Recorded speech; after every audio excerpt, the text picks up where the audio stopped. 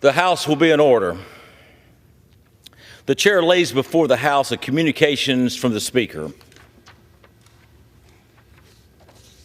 The Speaker's Rooms, Washington, D.C., February 29, 2024. I hereby appoint the Honorable Dale W. Strong to act as Speaker pro tempore on this day. Signed, Mike Johnson, Speaker of the House of Representatives. Pursuant to the order of the House on January the 9th, 2024, the chair will now recognize members from listed submitted by the majority and minority leaders for the morning hour debate. The chair will alternate recognition between parties and the time equally allotted between the parties and each member other than the majority and minority leaders and the majority whip, limited to 5 minutes, but in no event shall debate continue beyond 11:50 a.m. The chair recognizes the gentlewoman from North Carolina, Ms. Fox, for 5 minutes.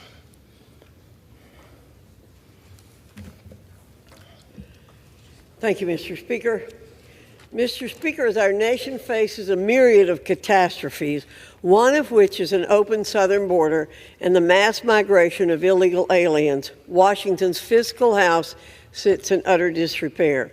That's a reality we face, and if we don't grasp the reins soon and stamp out wasteful spending, our nation will suffer serious consequences that will continue to compound. Not a penny of taxpayer money should be directed to frivolous spending binges overseas while the southern border is sitting wide open. We should take care of our country's needs first. American families and hardworking taxpayers across the nation demand that action be taken to cut spending, restore fiscal sanity, and get our country moving in the right direction. Mr. Speaker, I wholeheartedly agree with them, and I've taken action to restore fiscal order in Washington. To cut wasteful spending and protect taxpayer dollars from rampant abuse, I've supported common sense amendments to the ongoing fiscal year 2024 state foreign operations and related programs appropriations package. These amendments slash funding for the United States Agency for International Development by half, transfers millions of dollars from the Peace Corps budget to the spending reduction account, eliminate millions in funding for the Global Environment Facility Fund, and prohibit funds from being used to implement the Paris Climate Agreement. Our children, grandchildren, and future generations of proud Americans to come deserve fiscal order in Washington and our country's needs being put first. Anything less is entirely unacceptable. In addition to my continuing efforts to uphold fiscal order and put the needs of our country first, I've also co-sponsored H.R. 2445, the Special Inspector General for Ukraine Assistance Act. Legislation would establish an office for an Inspector General for Ukraine assistance to oversee all funding made available in support of Ukraine. Specifically, this legislation requires the President's nominee to serve as the Special Inspector General for Ukraine assistance to be confirmed by the Senate. Direct the Special Inspector General for Ukraine assistance to submit quarterly reports to Congress on obligations and expenditures of U.S. funds and the provision of military equipment, require a report on the Ukrainian government's compliance with anti-corruption measures and comparisons of America's contribution to Ukraine to those from our NATO allies. Mr. Speaker, oversight of taxpayer dollars and resources should never be cast aside or abandoned. We can stamp out wasteful spending, put our country's needs first, and ensure effective oversight of taxpayer dollars all at the same time. My record on cutting wasteful spending is clear, and I will always fight to ensure that the dollars of hardworking taxpayers are not only respected, but also protected. I yield back. The gentlewoman yields. The chair recognizes the gentleman from North Carolina, Mr. Nickel, for 5 minutes.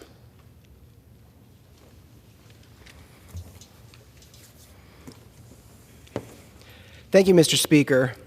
On February 24th, 2022, the world watched with alarm as Russia invaded Ukraine. Since the start of the invasion, over 100,000 Ukrainians have died fighting to defend Ukraine's sovereignty and the broader principles of freedom and democracy. Now, it's been 2 years since Putin's unprovoked assault on Ukraine. We can't abandon them in their fight for freedom, not today, not tomorrow, never. With Ukraine running out of bullets and Russia advancing in Ukraine, the eyes of the world are on the United States Congress.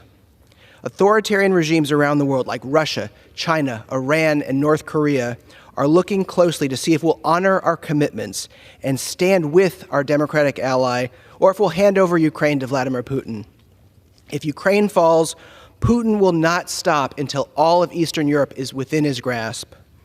If Congress fails to act, it'll go down as one of the greatest foreign policy failures in our nation's history. Let's be clear about where history will place the blame. If Congress fails to act, history won't be kind in the judgment that House Republicans surrendered Ukraine to Russia. In the past, House Democrats and Republicans in the U.S. Congress have united and come together in opposition to Vladimir Putin's unprovoked invasion of Ukraine. We've just seen 22 Republicans in the Senate willing to vote country over party on this issue. I believe there are Republicans in the House willing to do the same. As we look ahead, House Republicans have a choice. Are they pro-democracy or are they pro-Putin? House Republicans can choose country over party or Russia over the United States. House Republicans can stand with our allies or they can stand with Donald Trump and the pro-Putin wing of the Republican conference. House Republicans can either stand with democratic nations like Ukraine, Israel, and Taiwan, or they can bend the knee to authoritarian regimes like Russia, China, Iran, and North Korea. The longer we delay sending aid to Ukraine, the more powerful Putin and other authoritarian regimes become. We can't abandon them in their fight for freedom. That's why I'm calling on the Speaker of the House, Mike Johnson, to bring the bipartisan Senate-passed security package to the floor of the House for an immediate vote. Now, many of my constituents rightly question the high cost of this aid package. Support for Ukraine and our allies is in our national interest. It's a national security issue for the American people. While the costs are high, we'll spend 100 times more money containing an aggressive Russia around the globe if we do nothing. We must stand with our allies. This will be a vote where members will be forced to choose between democracy and authoritarianism. As I voted now for Speaker of the House 19 times, I've learned how incredibly fragile our democracy is. We must act now to pass a supplemental aid package and stand with Ukraine. Listen, folks, we can either stand with democracies like Israel and Ukraine, or we can bend the knee to Putin and other authoritarian regimes around the globe. Democracy should never be taken for granted. We must be vigilant and proactive to protect it here and around the world. History is watching what happens next. Let's come together, not as Democrats or Republicans, but as Americans, and stand with our ally, Ukraine. Thank you, Mr. Speaker. I yield back. The gentleman yields. The chair recognizes the gentleman from Tennessee, Mr. Rose, for 5 minutes.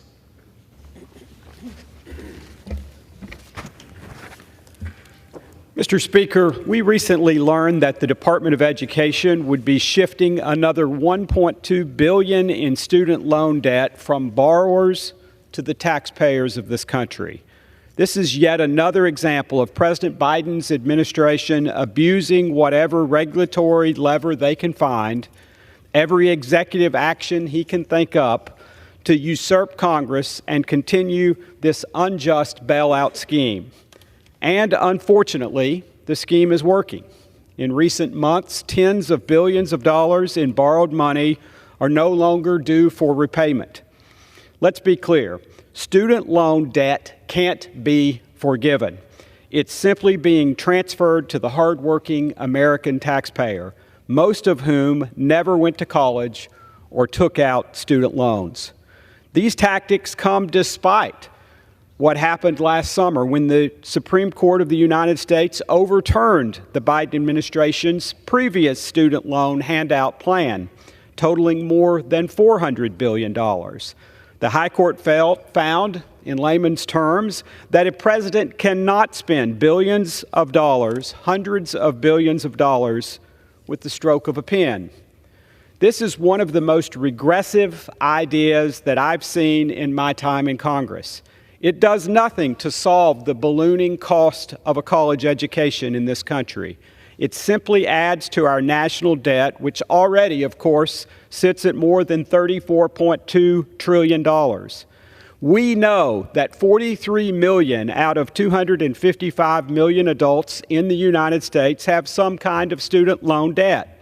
We also know that 1.7 trillion in outstanding college debt is disproportionately held by those earning the highest incomes in this country. It makes no sense for a blue-collar worker in Tennessee to be forced to pay off the college debt of a Harvard-educated doctor or lawyer. We have the freedom to choose whether to pursue higher education in this country.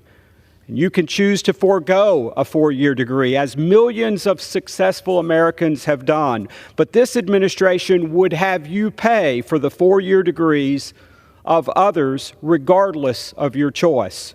More than 100 million Americans have built a life without taking on debt. In fact, I represent thousands of Tennesseans who earn a good living without having borrowed money to do so. Why should they foot the bill for those who chose to go to college? This sends a terrible message to an entire generation of undergraduates and soon-to-be undergraduates. Perhaps more importantly, this unjust and wrong-headed action on the part of President Biden incentivizes universities to continue raising tuition with impunity because students can now borrow the money to pay these outrageous tuitions without having to pay it back. Furthermore, and possibly the worst aspect of all of this, is that every college graduate and every parent of a college graduate who did the honorable thing by paying off their student loans, often at great sacrifice, is now being harshly punished for having done so. It's also an ugly affront to the families across this country struggling to stay afloat amid record-high consumer prices as a result of Bidenflation. There are already programs on the books to help those struggling to repay their student loans, like income-driven repayment plans, in which roughly 40% of borrowers are already enrolled. I urge the White House to end this cycle of adding billions to our debt with the stroke of a pen. Just as the Supreme Court determined last June, this kind of policy must be approved by Congress before it can be implemented. Thank you, Mr. Speaker, and I yield back. The gentleman yields. The chair recognizes the gentleman from Maryland, Mr. Hoyer, for 5 minutes.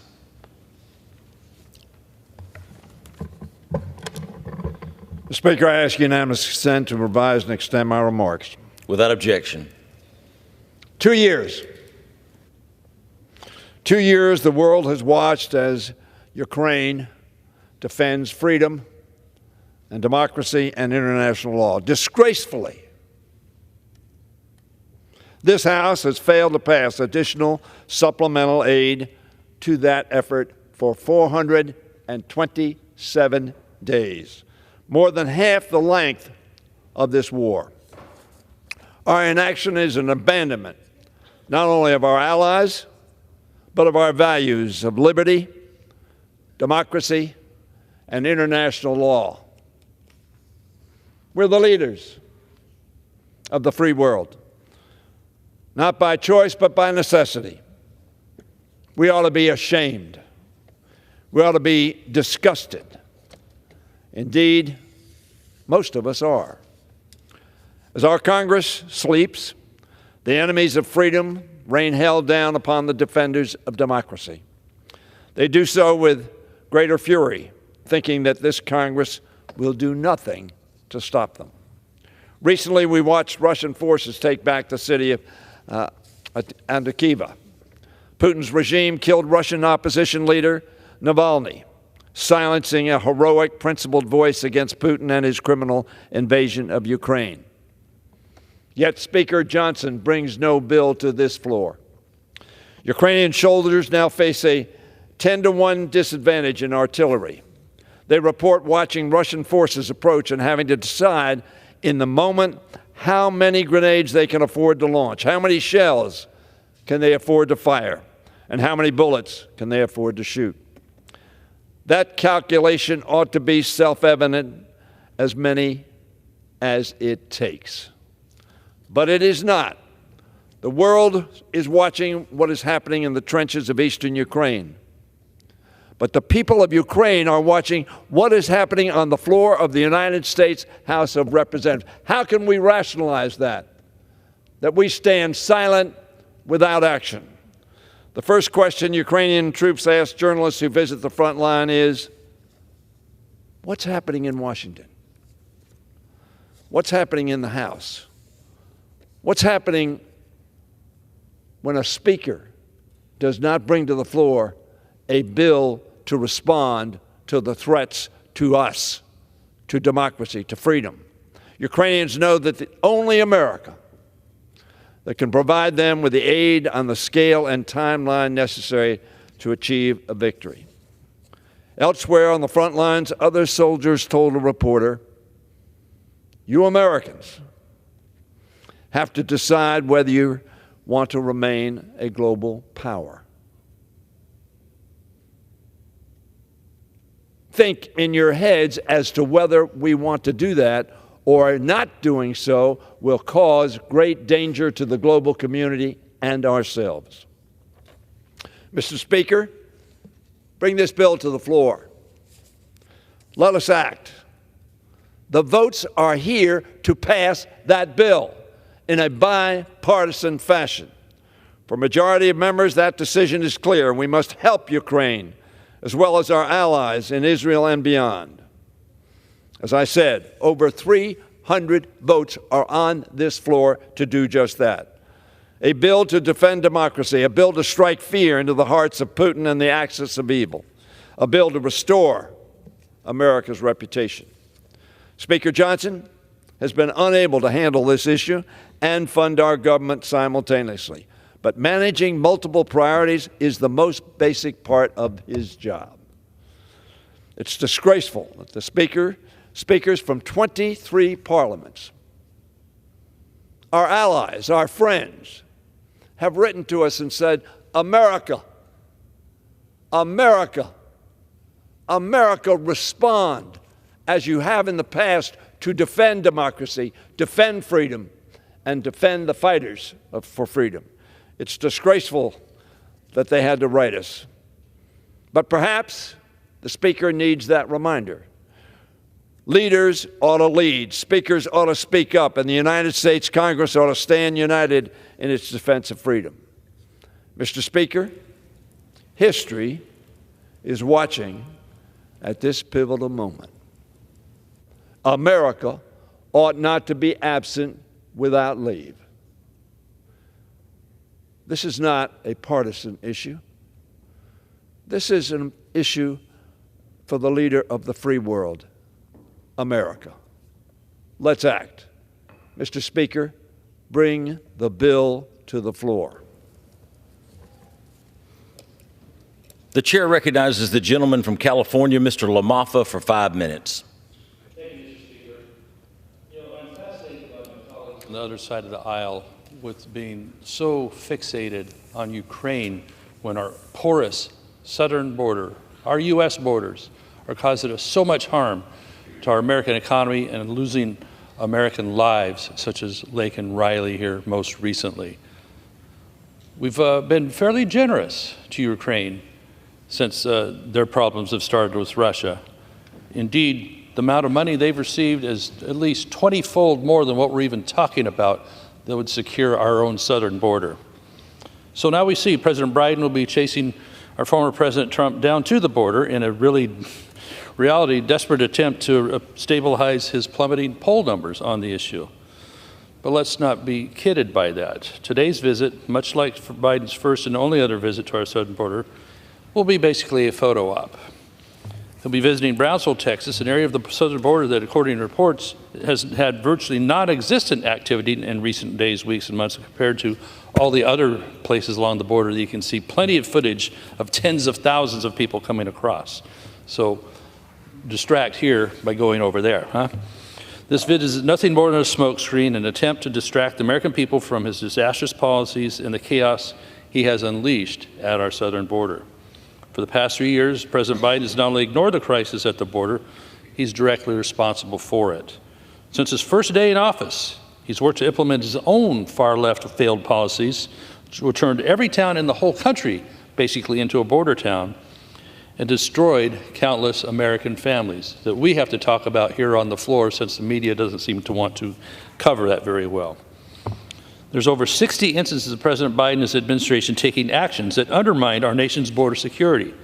The first things he did when he came into office were to get rid of the procedures and the policies that President Trump had put into place, yet now recently in the press he's yelling at Republicans to say, you need to pack back some of our border policies we're working on.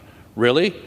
Put back in place the policies already worked. These 8 items right here. He could do all of these without having Congress fund or come to agreement in a bipartisan fashion on any of them. End catch and release. Reinstate and the Remain in Mexico policy. Enter into an asylum cooperation agreement. End parole abuses. Detain inadmissible aliens. Wow, wouldn't that be something? Use expedited removal process. Rein in taxpayer-funded benefits for all illegal aliens. Wouldn't that be a relief for families who are struggling? Issue a proclamation to suspend or restrict entry in the United States. Those are actions he could take on his own without having to battle it through both sides of the aisle on both House and Senate. We would be happy to do that as Republicans. Republicans have been standing for these types of policies all along. It all changed under the Biden administration. That's why we've suffered these last 3 years with these mass amounts of people coming across our border illegally and invading our country. We know border security is national security. That's why the bill we passed, H.R. 2, earlier on, is the right policy, yet it's sitting there languishing under Senator Schumer and the Senate Democrats who won't bring it up for a vote or discussion. Instead, they gave us a watered-down immigration bill that would allow 1.8 million illegal immigrants a year into our country with immediate work permits, benefits, and ability to stay even longer, thereby codifying illegal immigration. Yeah, we're going to automatically concede 1.8 million can come in illegally without process, and we're going to give you stuff. Calling that a border security package and then reaming Republicans for not being for that, it's not even a funny joke. Let's look at the numbers. Since Biden took office, there's been 7.2 million illegal crossings of our southern border, 8.7 of all entries. The total number of illegal immigrants who have entered through our southern border is greater than the population of 36 of our individual states. Let's not forget about the terrorists. 340 individuals whose names appear on the terrorist watch list have been stopped trying to cross the southern border. And so far in 2024, there have been 58 individuals whose names appear on the list who have been stopped trying to enter the border. How many haven't been stopped? The total is more than the counters in all fiscal years 2017, 18, 19, 20, 21, and 22 combined. That's how bad it has gotten to this point. It's not just terrorists crossing our border, it's also Chinese Communist Party nationals. 20,000 nationals have Chinese nationals have illegally crossed the southern border since fiscal year 24 began in October. So just last week, 22-year-old Georgia nursing student Laken Riley's life was taken. How many more examples like that have to happen because of Biden's wide-open policy The gentleman's and time today's has photo expired. op? We must do better. I yield back.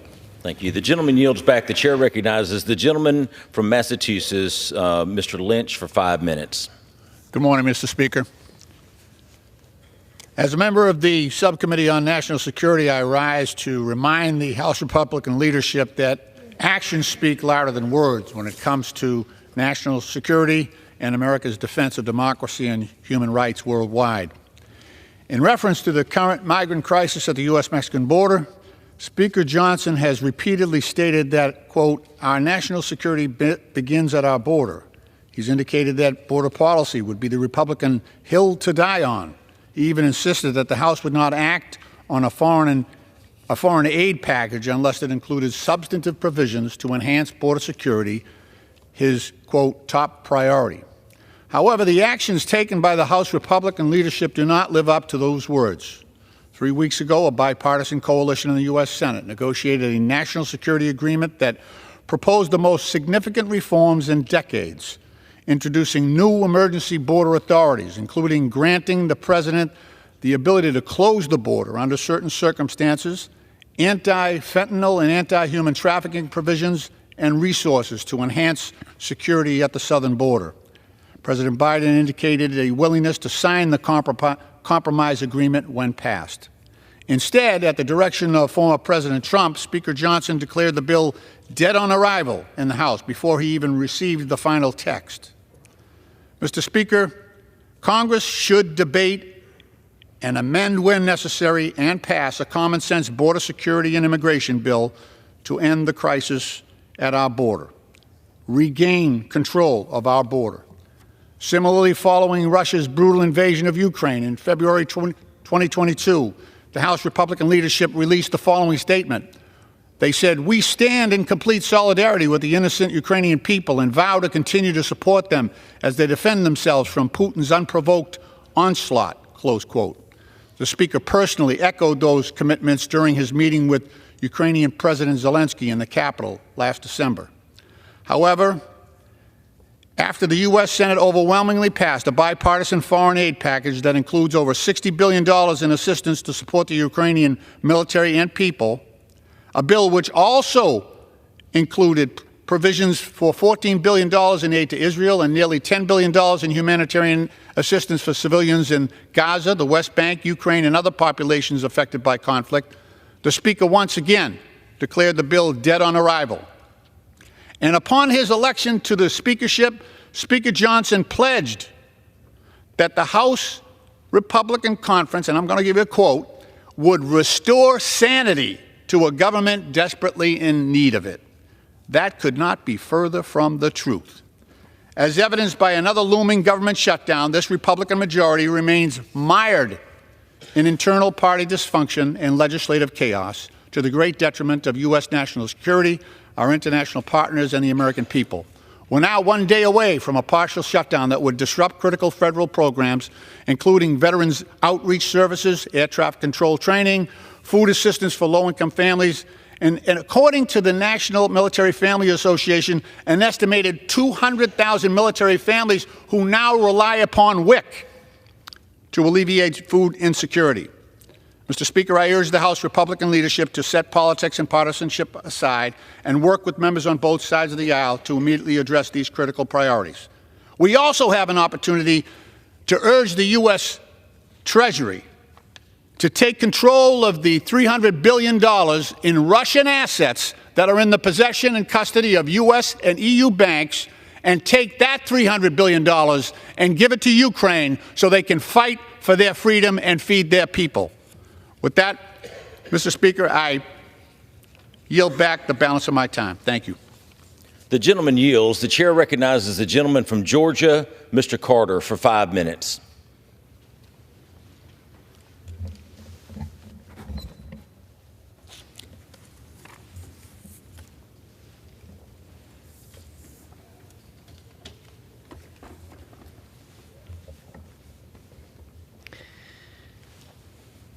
Mr. Speaker, I rise today to congratulate Savannah-born singer Megan Moroney for ranking among Rolling Stone's 100 Best Albums of 2023 list.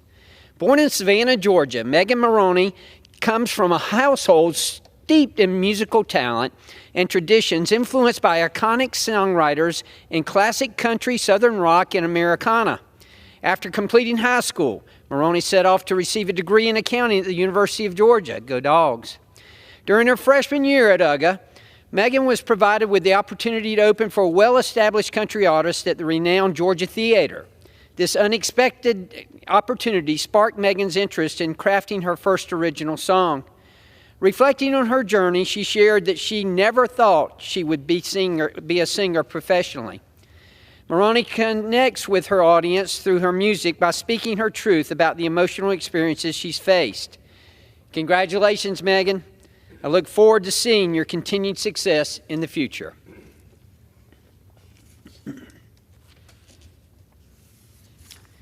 Mr. Speaker, I rise today in remembrance of Liana Peaver, a varsity cheerleader and student at Georgia Tech.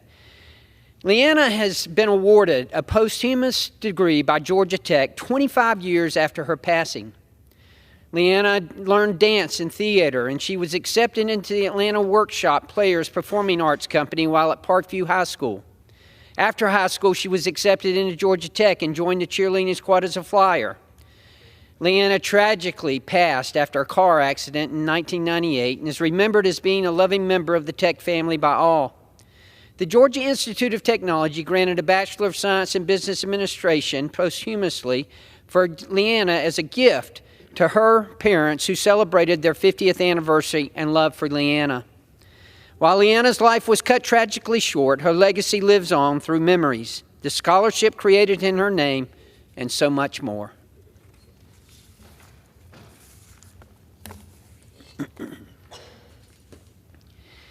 Mr. Speaker, I rise today in celebration of Mr. Colt Brockington.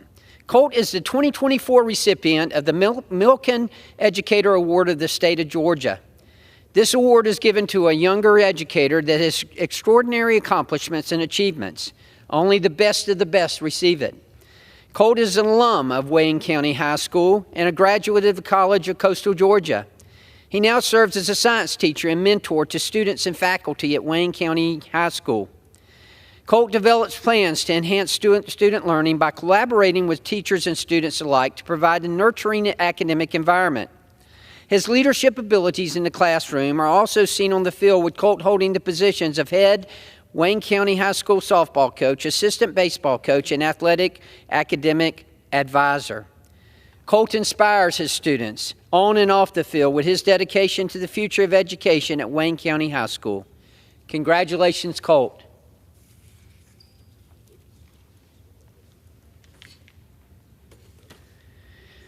Mr. Speaker, I rise today to recognize a major accomplishment that has been awarded to Kim Gusby. Kim is a Savannah-raised journalist and has recently been elected to the Georgia Association of Broadcasters Hall of Fame. This comes after 20 years of broadcasting in the Savannah area. Kim is an award-winning journalist and the longest-serving morning news anchor in the area. She is known throughout the community for tirelessly giving back at every opportunity. In 2019, Kim founded the Village Scholarship Fund, which provides necessary resources for high school students aiming to start college. Kim was also named Outstanding Georgia Citizen in 2019. Congratulations, Kim. I cannot think of anyone more deserving of this honor. Thank you, Mr. Speaker, and I yield back. The gentleman yields back. The chair recognizes the gentleman from Connecticut, Mr. Himes, for 5 minutes. Thank you, Mr. Chairman. Every generation or so, our country is challenged with a fight. It's a fight in which we invariably line up on the side of freedom, of liberty, of the right of all individuals to make their own decisions, to not be told by dictators or by mullahs or by totalitarians what to think, how to pray, or who will lead them. Every generation. My generation's was 9/11, when we were brutally attacked by extremists who hated our way of life. My grandparents' generation was the Cold War, in which we stood against totalitarianism and communism in Europe and elsewhere. My great-grandparents' generation was World War II, in which we stood up to fascism, always on the side of freedom, always on the side of liberty. And while we don't always get it precisely right, and the cost in blood and treasure has often been horrendous, we are invariably there. We have stood against the odds for freedom and democracy. But now we waver. This generation, now we waver. 2 years ago, something that we didn't imagine we would ever see again. Russia invades a sovereign country, crosses a border with tanks, and now we waver. Our parents and our grandparents who fought those wars in the Cold War against Nazism are saying, "What's wrong with you? What has become of the instinct to stand for freedom and democracy?" And we hear these objections. The border, over and over again. My Republican friends are right about the border. We need to move. By the way, we did move. We had a bipartisan agreement supported by Republicans in the Senate, and the Republicans in the House said no. You know what, Mr. Speaker? This country, this body can do more than one thing at the same time. We can stand for freedom and democracy and fix the border. Do not tell me that we choose between the two. We hear that the objectives in Ukraine are unclear. The objectives are as clear as can be. We will sustain this fight until Vladimir Putin realizes that it's too expensive for him to stay in that fight. We hear that the Ukrainians are corrupt. We didn't hear that about our Afghan allies or about our Iraqi allies, but we hear that about the Ukrainians. Meanwhile, China, North Korea, Iran are watching. And what they're seeing is that Republicans forget about loss of life. If it's a little bit of money, we don't sustain the fight. Do you think President Xi is not watching this moment carefully? And can you imagine what the implications are down the road for Taiwan? Failure to respond to Russian aggression will be something that we pay the cost for in years to come. A leader of this body said it, quote, "A failure to respond to that aggression empowers other dictators, other terrorists and tyrants around the world. If they perceive that America is weak or unable to act decisively, then it invites aggression in many different ways." That was Speaker Johnson, the leader of this body. My friends, in 1938, Neville Chamberlain, British Prime Minister, went to Munich, where a bunch of us just were. And he appeased. He came back to England and said, "I have achieved peace for our time." Of course, that was not true. That was appeasement. And as a result, the name Neville Chamberlain stands in history for the legacy of appeasement. Is that the legacy that you want for yourselves? Do we want to abandon for the first time in hundreds of years our tradition of standing for democracy and freedom? I don't think so. Maybe you do. Maybe you do because Donald Trump wants that to happen. But at least bring the bipartisan Senate bill to the floor so that those who are infused with the legacy of this country's fight for freedom and not infused by doing whatever Donald Trump demands of us on this particular day can stand up for what this American country has always stood for. Bring the Senate bill to the floor. Thank you, Mr. Speaker. I yield back. The gentleman yields back. The chair recognizes the gentleman from Arizona, Mr. Sistamani, for 5 minutes. Mr. Speaker, I rise today to congratulate the Push Rich Christian Academy boys soccer team for winning the 3A state championship. By beating #1 ranked Gilbert Christian School, they secured the title with a score of 2-1. Push Rich Christian Academy is known for its sports and does not fail to disappoint when it comes to state championships. Head coach Jeff Neal led the team to the championship alongside assistant coaches Adam Odell and Tarek Doyle. This team has a great future ahead of them, and I am excited to see what the future holds for all of them. As a congressman of Arizona's 6th Congressional District, I take pride in the accomplishments of these talented young athletes. Keep up the great work, and congratulations.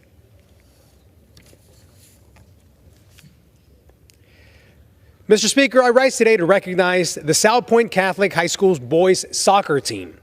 The Lancers won their 4th straight 4A state championship, defeating the Micah Mountain High School Thunderbolts 4-1. South Point's 4th straight title ties the school with Lakeside Blue Ridge, Chino Valley, and Yuma Catholic for the most consecutive state championships in Arizona's history. Wolfgang Weber, head coach of the boys soccer program and a legendary local youth soccer coach, led the team to their 11th state championship. I am so proud of these boys, and I'm excited to see where their soccer careers take them. Go Lancers, and congratulations.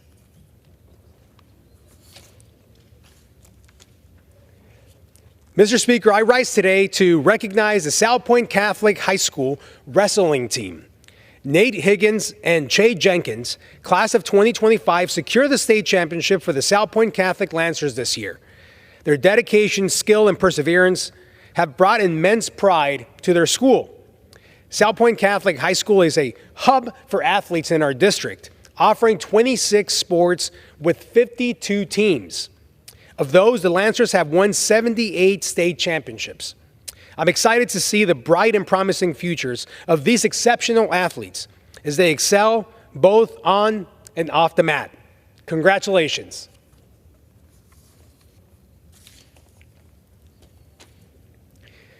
Mr. Speaker, I rise today to congratulate the Walden Grove High School girls soccer team for winning the Arizona 4A state championship.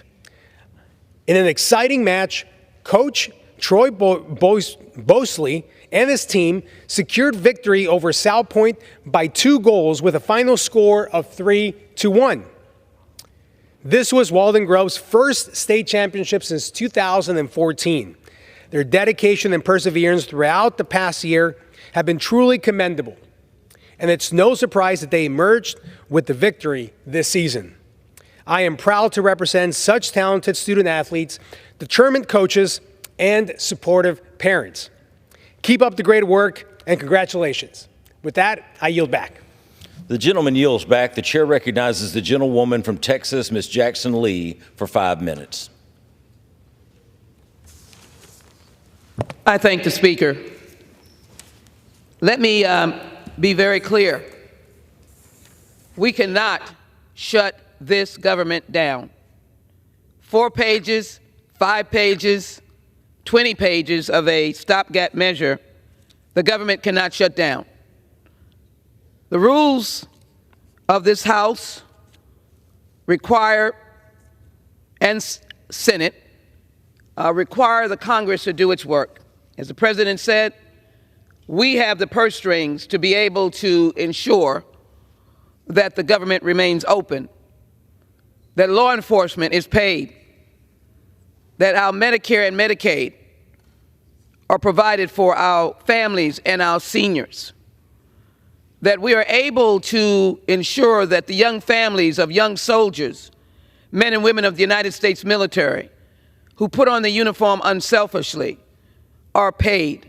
Those who are on the front lines. And as we have seen, any number of incidences that have caused the loss of life of the men and women in uniform, in many of our flight incidences that have occurred, tragically, we have lost many lives over this last year, including those who are in combat.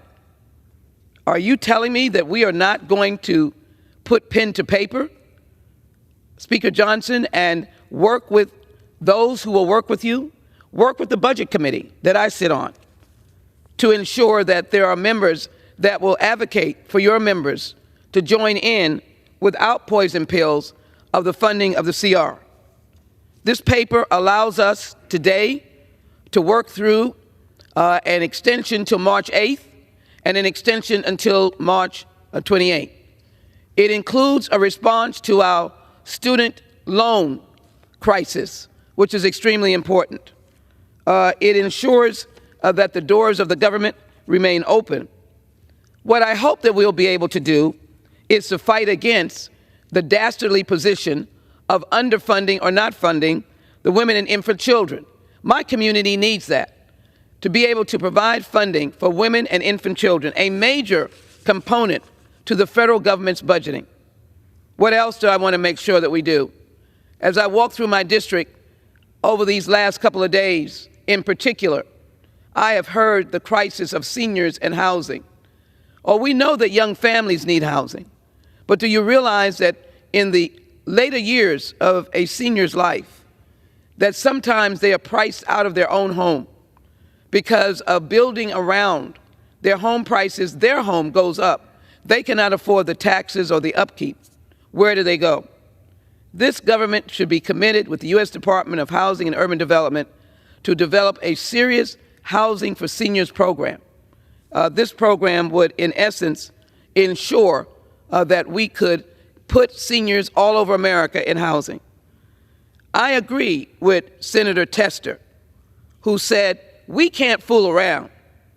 If that's what it takes to get this done, he was speaking about pushing this House, but kicking the can down the road, we need to stop it.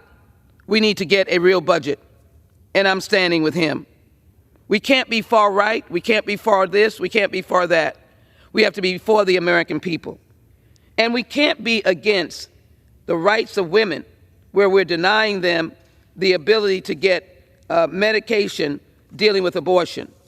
We cannot help our veterans who are in need of mental health care and not allowing them to go under the NICS check so that if they are in danger by getting guns, that we can protect them. And again, as I said, we cannot stop the nutrition programs for low-income women. Homeland security, the border, providing relief for the people in Gaza, humanitarian relief for our children, and peace, pausing for peace. We have to work to fund all of those elements and resources at the southern border. Thank you, Mr. President, for being at the southern border. We already know of your insight. We know the work that you can do with Chairman Thompson of the Homeland Security Committee, and those of us who are Democrats who want to see the border solved. But we have to do it with a budget, and we have to also do it with passing the supplemental that you have put before us that takes care of the people of Ukraine and the soldiers on the front line, and as well those elements in Taiwan and around the nation, around the world. Let me say this, I'm here to work. I started out by saying we cannot shut the government down. There's too much time has work to be expired. done. Let's do the work. I'm here to work and get the job done. I yield back. Thank you. Pass the budget. Thank you. The gentlewoman yields back. The chairman recognizes the gentleman from Pennsylvania, Mr. Muser, for 5 minutes. Thank you, Mr. Speaker. Mr. Speaker, on day one of the Biden presidency, the president reversed many, if not all, of the successful border policies implemented by the previous administration, the Trump administration, that kept our nation safe, kept our border secure. Joe Biden ended Remain in Mexico, halted border wall construction, loosened asylum requirements, issued a moratorium on deportations, essentially telling the world our border is open, come on in. Meanwhile, Customs and Border Patrol, any visit that you make to the border will tell you, just by instituting Remain in Mexico, 75 to 80% of those trying to enter our country illegally would be deterred and would not enter. So these policy reversals led to, at the time, caravans of migrants into Mexico, in Mexico, wearing Biden thank you T-shirts as they approached the United States border. And since that time, Mr. Speaker, there have been 8.5 million illegal border crossings, as well as an estimated 1.7 million gotaways, over 10 million illegal entries, most of whom we don't have any idea who they are or where they are, throughout the United States of America. So why did President Biden take these actions? Ideological idiocy?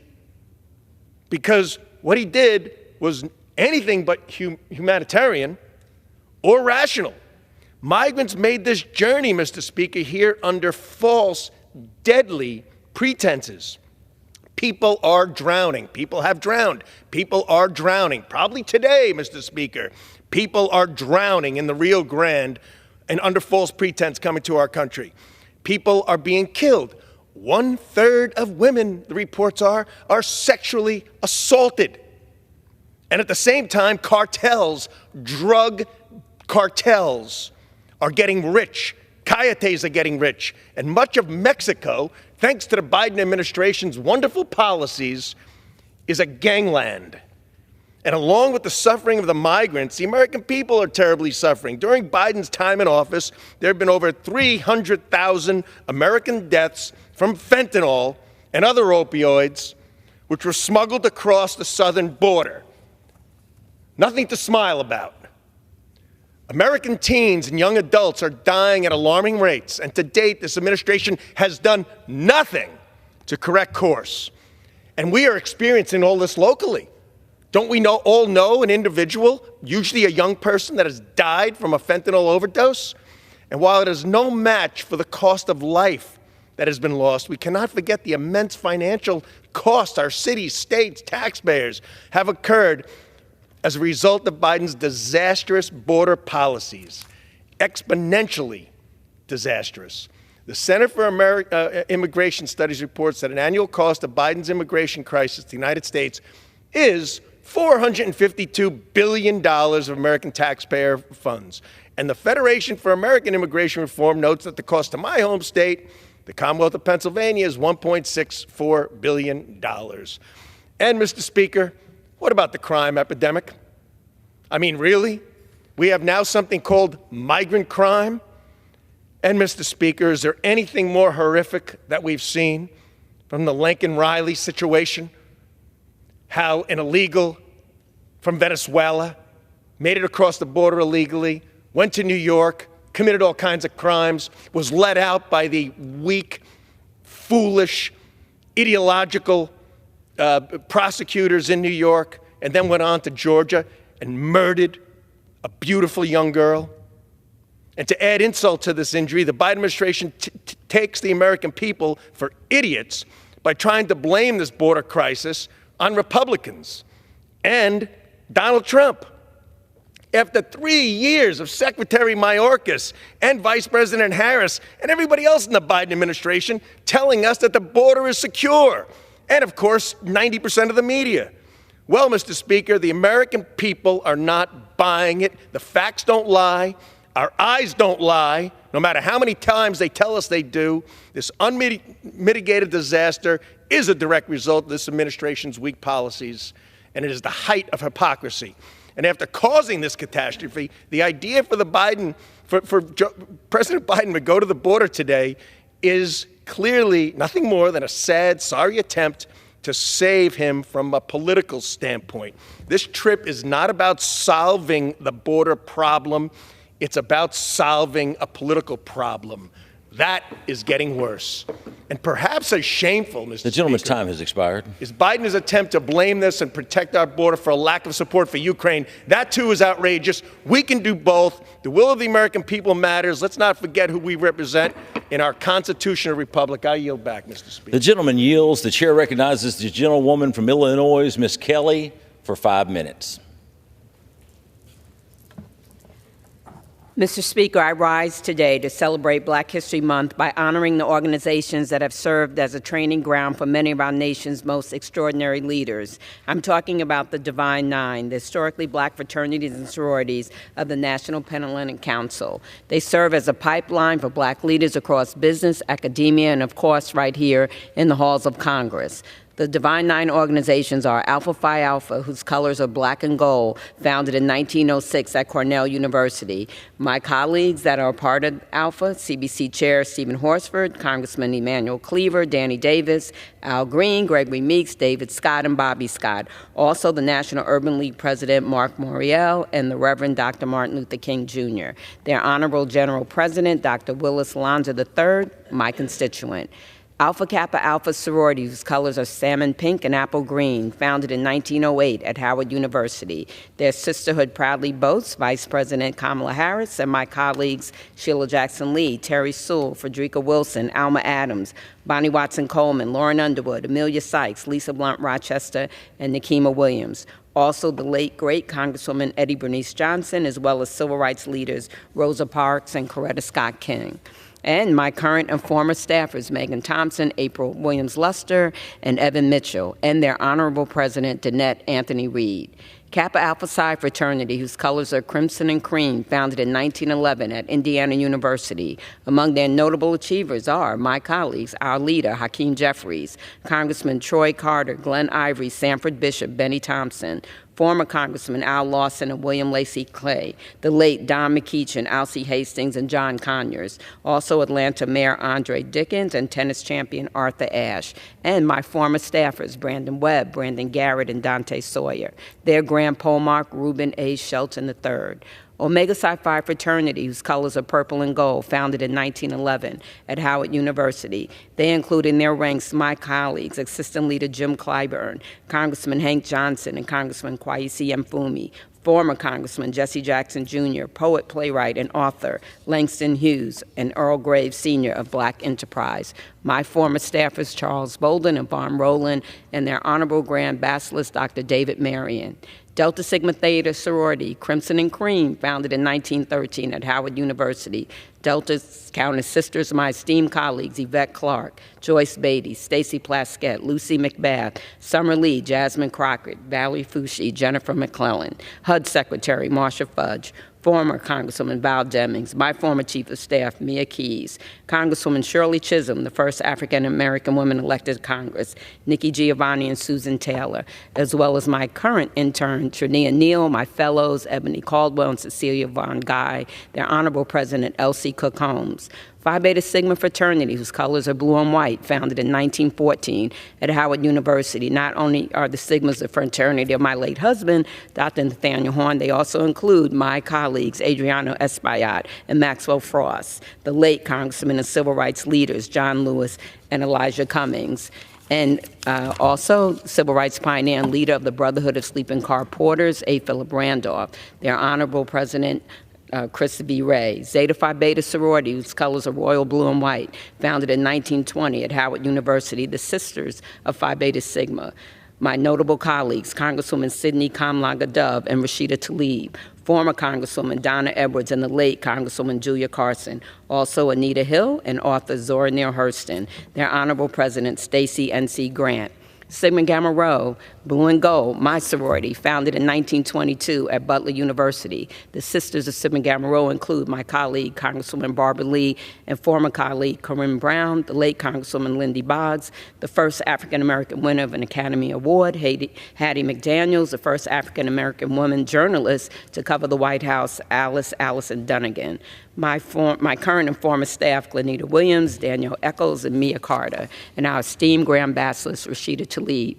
Last but not least, Iota Phi Theta, whose colors are brown and gold, founded in 1963 at Morgan State University. Their notables include former Congressman Bobby Rush, Terrence Carson, star of Living Singles, former NBA player Calvin Murphy, their Honorable Grand Polaris, Dr. Shandi Husin Sr. The Divine Nine has helped make our nation a better place for all Americans. As we prepare for the road ahead, I know that the Divine Nine will continue to foster a new generation of great leaders and help guide our nation on its journey to equality.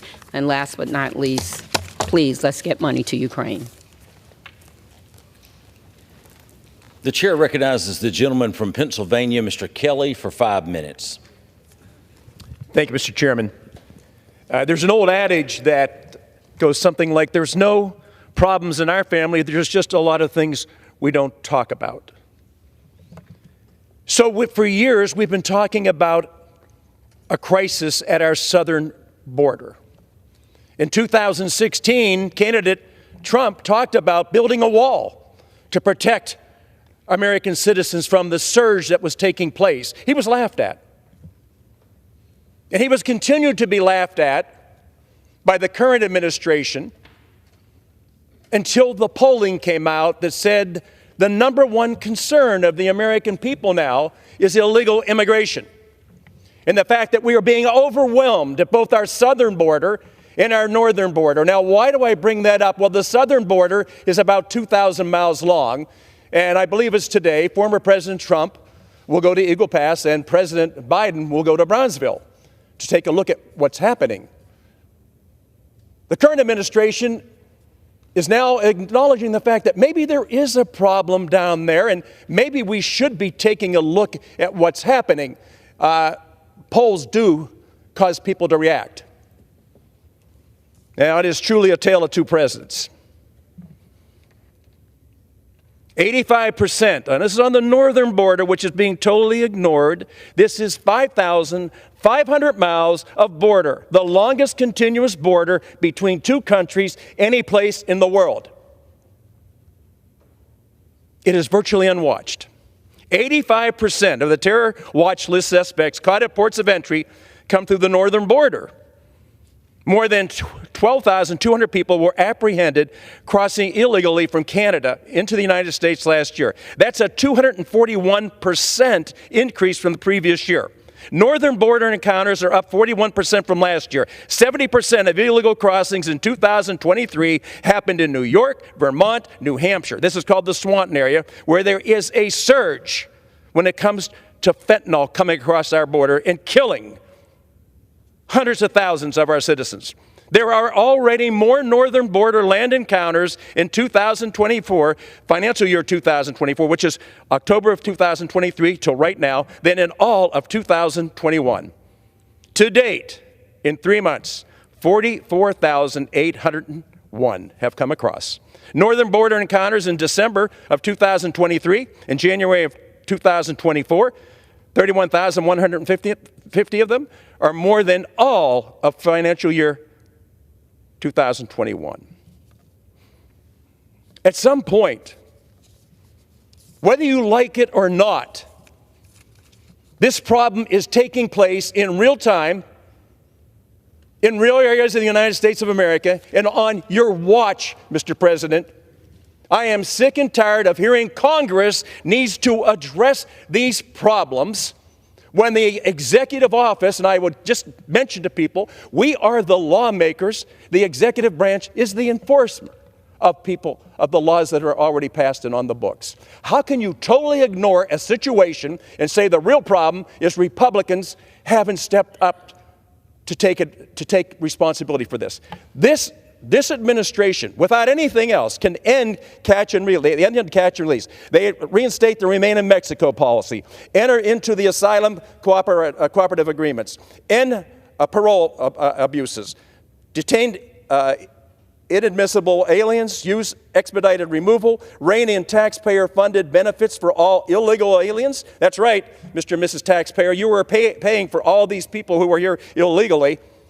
They ought to send you a thank you note for putting your hard-working dollars into that, and issue a proclamation of suspending or restrict entry. Look, as we watch what's happening in this country today, everything that you see happening right now, the concern that you see happening by our colleagues on the other side of the aisle is because the polls now indicate that the American people are awake and are aware of this administration's failure to enforce the laws of the land.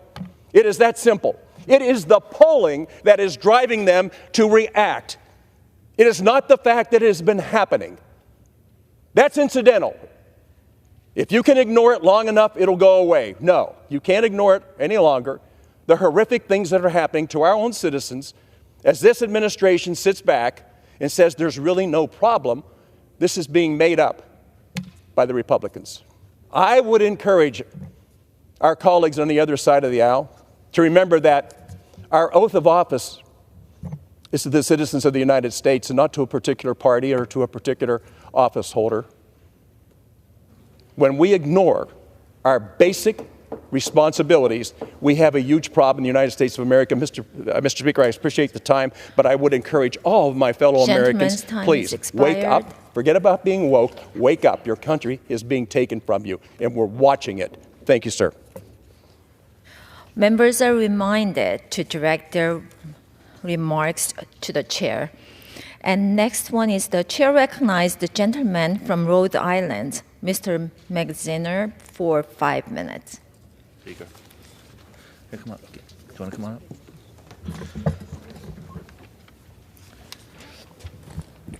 Thank you, Madam Speaker.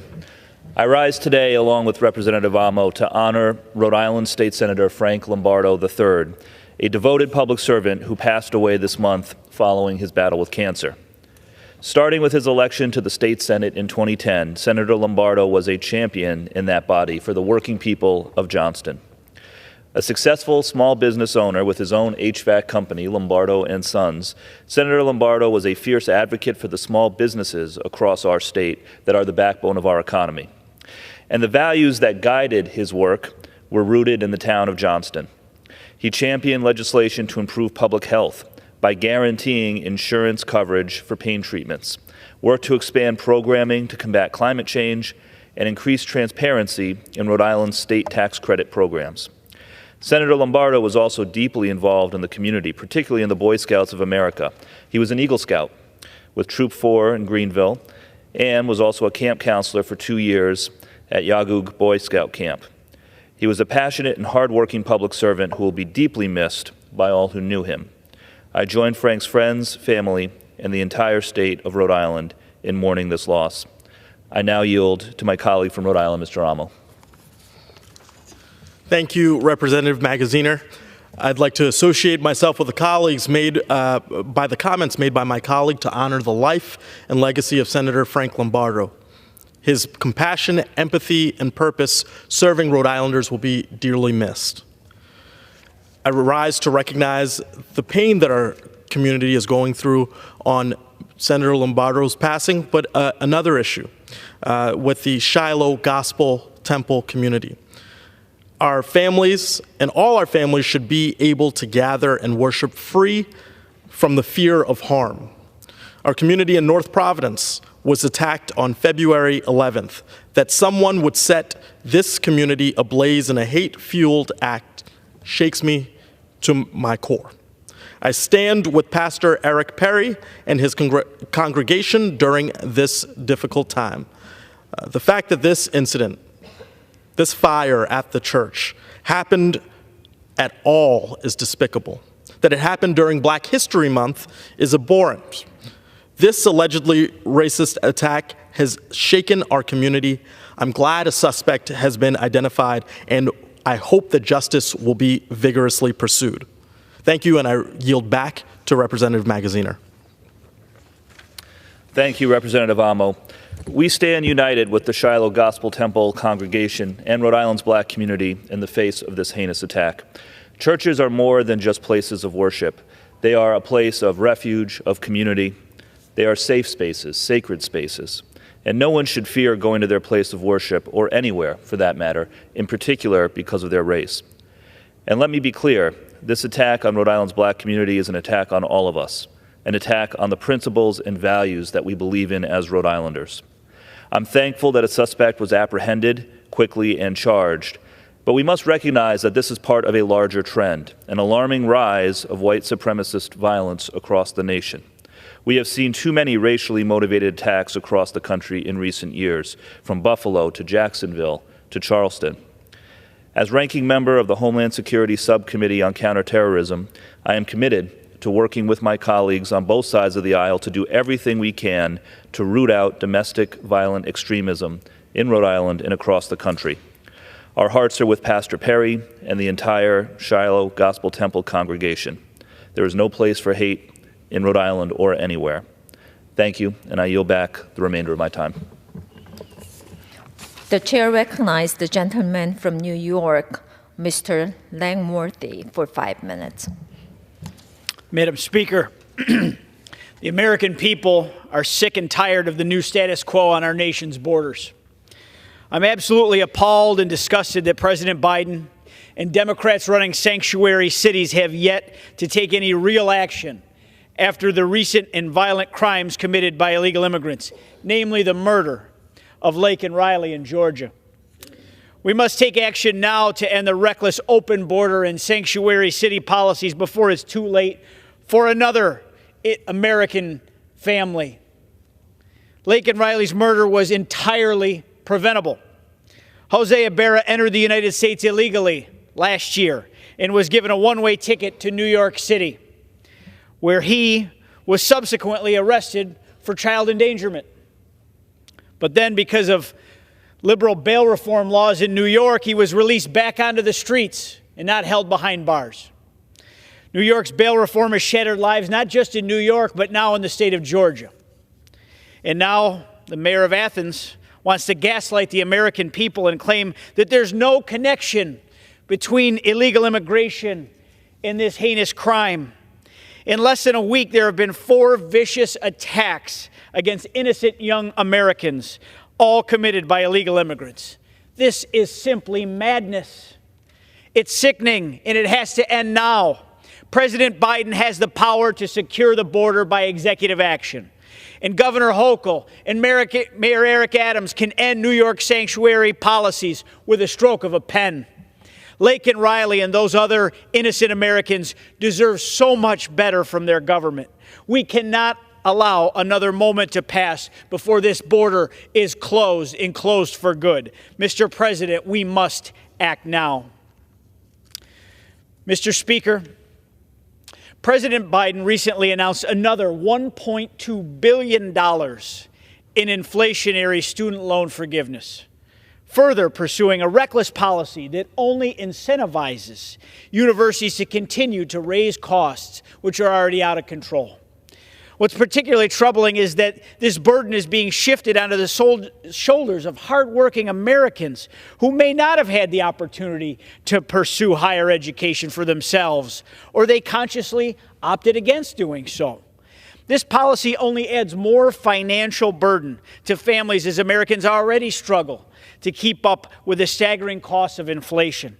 Instead of offering meaningful relief, it adds another layer of economic hardship, further challenging the financial stability of countless households across our great nation. It's simple. If you take out a loan for your education, you commit to paying it back. It's a simple equation. Biden's student loan redistribution scam is a slap in the face to every American who built their career without attending college or attending a trade school, or those who worked to pay off the student loans that they took out, the notes that they signed. As representatives of the American people, it is our duty to advocate for policies that help our economy and allow individuals to pursue the American dream, not ones that perpetuate dependency and fiscal dependency. Mr. President, abandon this misguided approach and work with House Republicans towards solutions that promote genuine opportunity and prosperity for all Americans, regardless of their educational background. Mr. Speaker, today, the United States national debt is more than $34.408 billion.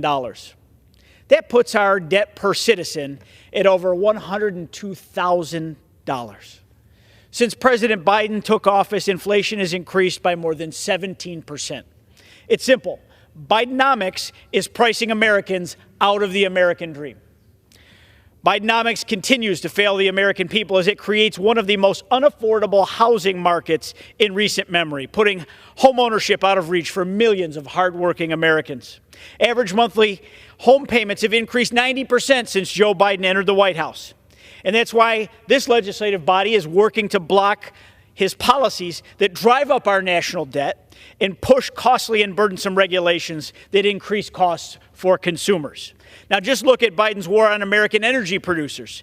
His administration is doing everything it can to block domestic oil and gas production, ban gas stoves and gas cars, and even hinder the export of American energy to our allies.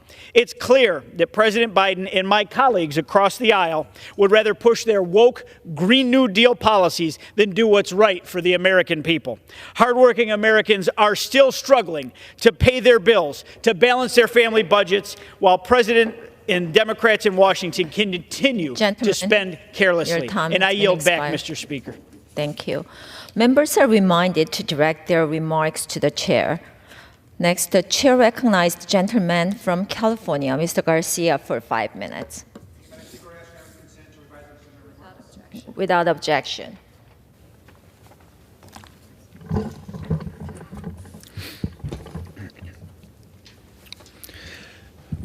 Madam Speaker, yesterday I sat in on the Hunter Biden deposition for hours. Republicans once again proved and provided zero evidence, failing to show any sort of link between Hunter Biden and the president. No links between those business dealings. This entire case is a political stunt and a joke. Donald Trump ordered House Republicans to smear President Biden. They tried and tried and tried and failed. But I want to remind everyone about the real White House crime family. Why did Saudi Arabia give Jared Kushner $2 billion, billion with a B, just months after he left the Trump White House? And why did the Saudis spend hundreds of thousands of dollars at Trump properties while he was still the president? We also know that Jared Kushner used his cushy White House job to secure a $100 billion arms deal for Saudi Arabia and did other favors as well. Now, some members of the majority actually agree that this was unethical. And in fact, a few weeks ago, Jared Kushner was asked by a reporter about his grift. He responded, "Are we still really doing this?" Yes, Jared, we are still really doing this. The American people deserve answers. I rise yet again to urge my colleagues across the aisle to answer our calls and subpoena Jared Kushner's companies once and for all. We are not stopping, and we demand answers. Thank you, Madam Speaker. I yield back my time. The chair recognizes the gentleman from Oregon, Mr. Blumenauer, for 5 minutes.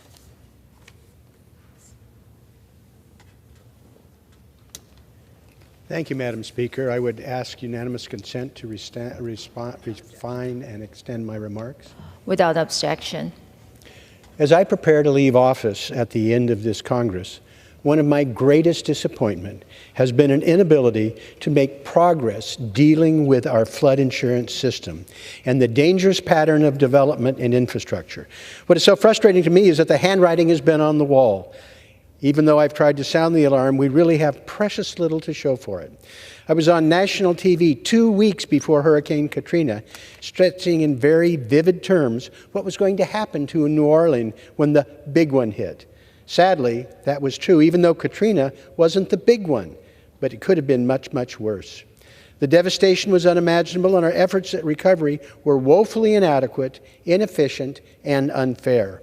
We keep having to learn the same lessons with new victims in new disasters.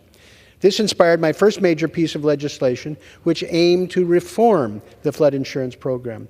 But looking back, it was simply inadequate. We tried to provide incentives which simply weren't strong enough. There are all sorts of examples. Houston has been a poster child for repetitive flood loss.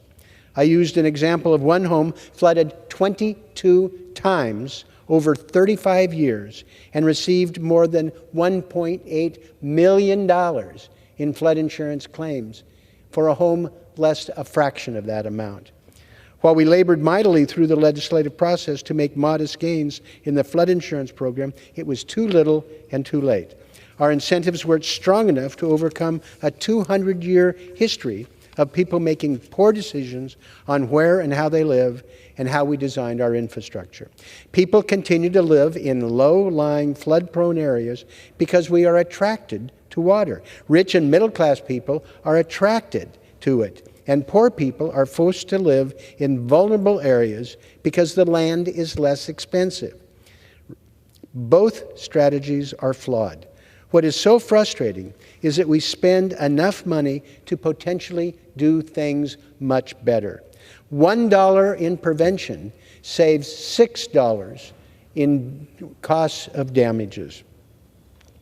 But we continue to make the mistakes of the past by spending billions of dollars on flawed reactions to catastrophes like Katrina and Hurricane Sandy's. And it's not just massive storms. Day in and day out, we continue to put people in harm's way. We treat our rivers, waterways, and wetlands like machines that make the inevitable floods worse. We are happy to invest in decidedly suboptimal solutions. Traditional infrastructure that paves wetlands, channelizes our rivers, fortifies our coastlines, make the inevitable flooding worse. By giving people the illusion of protection, we encourage more people to move in harm's way. Over the past 20 years, we've failed in fundamental reforms. Making people respond to accurate flood mapping is too painful in the short term, so more people suffer pain in the long term. The National Flood Insurance Program is hopelessly inadequate and insolvent. The fundamental solutions have not changed over the last 25 years I've been working on this problem. We need to have accurate floodplain mappings so people know exactly the situation they face and can act accordingly. We can begin to make flood insurance actuarially sound. We shouldn't pretend that we can make incremental changes to a system that is fundamentally bankrupt. We should accept those losses and start over. There must be stronger financial disincentives for people who refuse to do their job, not just for individuals. State and local government, with their land use planning, zoning, and building codes, should bear more of the financial burden in changing our policies to be sustainable financially, not the general taxpayer. For people at risk, this is not unduly harsh. It is the reality in a world that is changing dramatically because of climate change. We do not do people any favors by ignoring the reality, subsidizing reckless behavior, and putting more people and property at risk. This does involve some short-term pain, but will avoid long-term financial disaster and human catastrophe. Thank you, and I yield back. The chair recognizes the gentlewoman from Illinois, Ms. Ramirez, for 5 minutes. Thank you, Chairwoman. I rise today to recognize Yasmin Bankole, who is here with us today with her mother, Victoria, in the gallery. Yasmin is a public servant who always shows up for her neighbors in Illinois 3. Yasmin is a longtime resident of Hanover Park, calling it home for over 20 years. And at the age of 27, Bankole's commitment to her community pushed her to serve as the village trustee of Hanover Park, becoming the first and only Nigerian American elected official in Illinois. As a founding member of the Black Women Who Lead, Yasmin empowers and supports Illinois Black women to succeed in elected and leadership roles. Bankole also serves in Illinois 3 and surrounding region in Illinois as the regional director for U.S. Senator Dick Durbin and as the economic development chair of the NAACP DuPage County branch. Yasmin brightens every room she walks into, and she inspires others. Today, on behalf of Illinois 3, it is my honor to present to you a commendation for your contributions to our community, for your commitment to public service, equity, and justice. Congratulations, Yasmin. I also rise in commendation of Michael Childress, a leader dedicated to our multicultural, multiracial democracy, a longtime resident of DuPage County. Childress is the first ever Black member of the DuPage County Board, where he serves as vice chair and represents families from Bloomingdale, Bensonville, Addison, and Wooddale. Michael also serves as the president of DuPage County branch of the NAACP. And under his leadership, the organization has assisted Black-owned businesses and entrepreneurs in our community, expanded voter participation, and offered mentorship opportunities to involve youth of diverse backgrounds in leadership in our democracy. Childress also spearheads efforts to combat domestic violence, serves on board of directors of one of the largest domestic violence agencies in Chicago, Family Rescue. So for his contributions in Illinois 3, our youth, our multicultural democracy, I'm honored to recognize Michael Childress. I rise to recognize Dara Munson. Dara is a nonprofit leader who has provided constituents with life-saving services and opportunities to thrive for more than 25 years. Native to Detroit, Munson moved to Chicago when she became the CEO of Chicago's Child Care Center. And under her leadership, the organization became one with family focus, expanding services for over 20,000 children and families. The president and CEO of Family Focus also serves families in my district. She's the vice chair of the International Women's Forum and the founding member of the Early Childhood Education CEO Roundtable. In her own words, it's her goal to see families receive equitable support and resources so they may realize their dreams and the dreams of their ancestors. So in the name of my constituents, Dara, it is my great honor to thank you for your contributions. We recognize you, Dara Munson. I rise in commendation to the Honorable One and Only Speaker Emanuel Chris Welch for his historic and inspirational service to the families of Illinois. Welch, a dear colleague and a fierce advocate of racial equity, serves as the very first ever Black Speaker of the Illinois House of Representatives. Speaker Welch has led historic legislation to provide immigrants independently of legal status, access to driver's license, combat homelessness in our state, and create an elected school board for Chicago.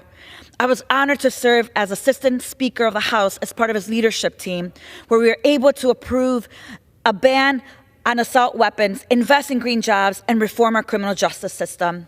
We thank Speaker Welch for his brave leadership and unwavering commitment to advancing equity, inclusion, justice, and dignity for all Illinoisans.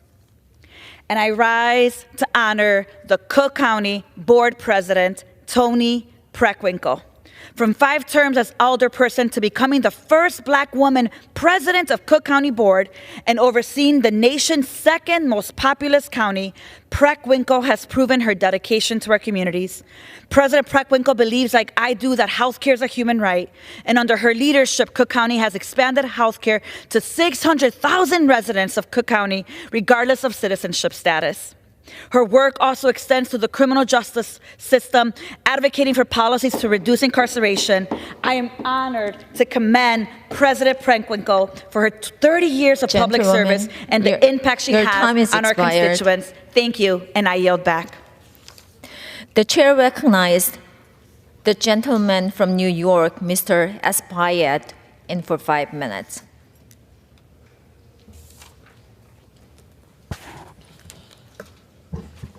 Thank you, Madam Speaker. I rise today to honor Black History Month, as today marks the closing of that very important celebration in our community and across the nation. But Black History Month is not just a month, it is every day of the year. And it must reaffirm unity and action. During this month, we reflect on the significance of the shoulders we stand on, the shoulders in Harlem of giants such as the late and great Adam Clayton Powell Jr. and our former Congress member, the Lion of Lenox Avenue, Charles B. Rangel. This month and always, we must always acknowledge the achievement of Black Americans throughout the nation's history. That is why, Madam Speaker, I am proud to introduce the Holcomb Rucker Park Landmark Act. This is a non-controversial measure that will honor the life and legacy of Holcomb Rucker, a World War II veteran, Harlem Junior High School teacher, a family man, and a graduate of City College in New York City. He dedicated his entire life to uplifting Harlem through compassion, books, and basketball. My bill would ensure the preservation of Holcomb Rucker Park, considered by many across the country as the Mecca of basketball.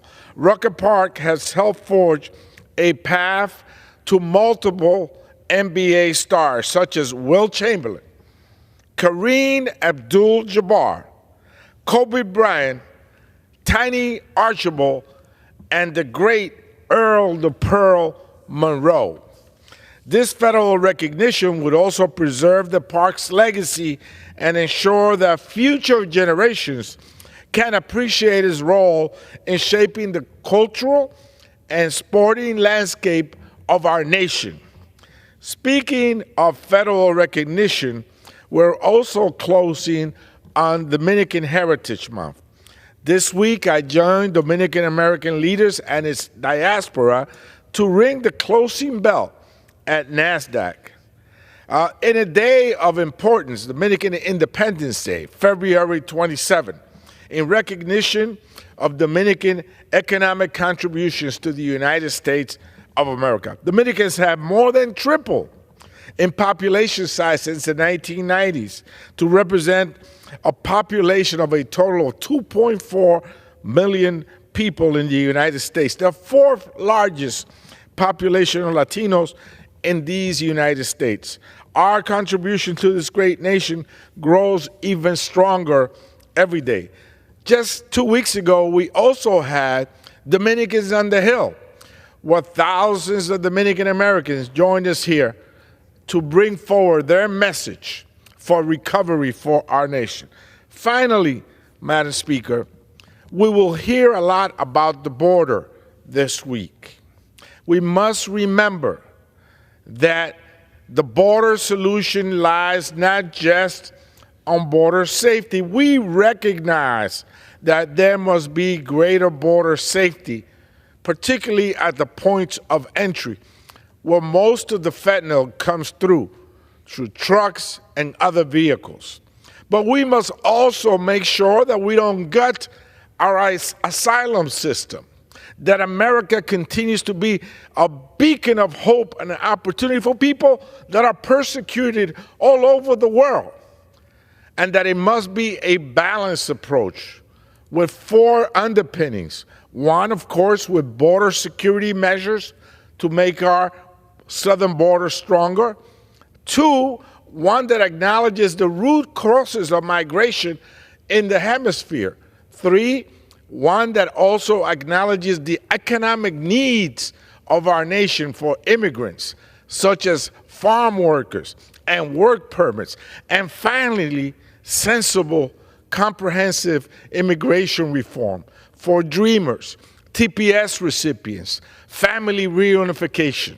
Madam Speaker, I finalize by saying that we do have a bipartisan piece of legislation supported by Republicans and Democrats. It is called the Dignity Act, and in it, it has these very important 4 underpinnings: greater border security, an acknowledgement of the root causes of migration, the economics, and of course, comprehensive immigration reform. Expired. Madam Speaker, I yield back.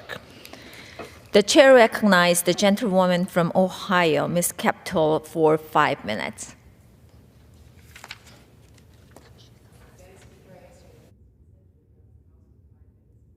Objection.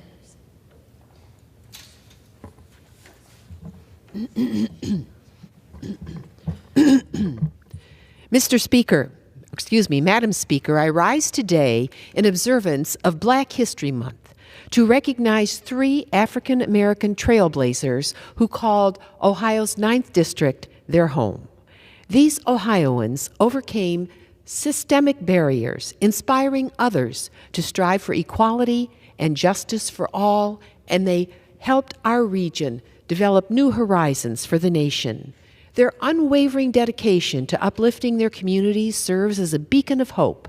They remind us of the importance of celebrating E pluribus unum, one of many, that defines the valued variance of a common humanity, the United States of America.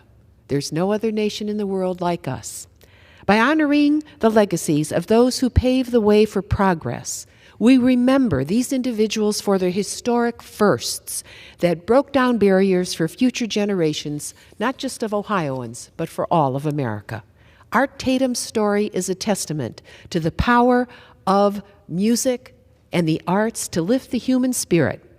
And despite being visually impaired, he possessed an extraordinary gift for music that would propel him to legendary status in the world of jazz.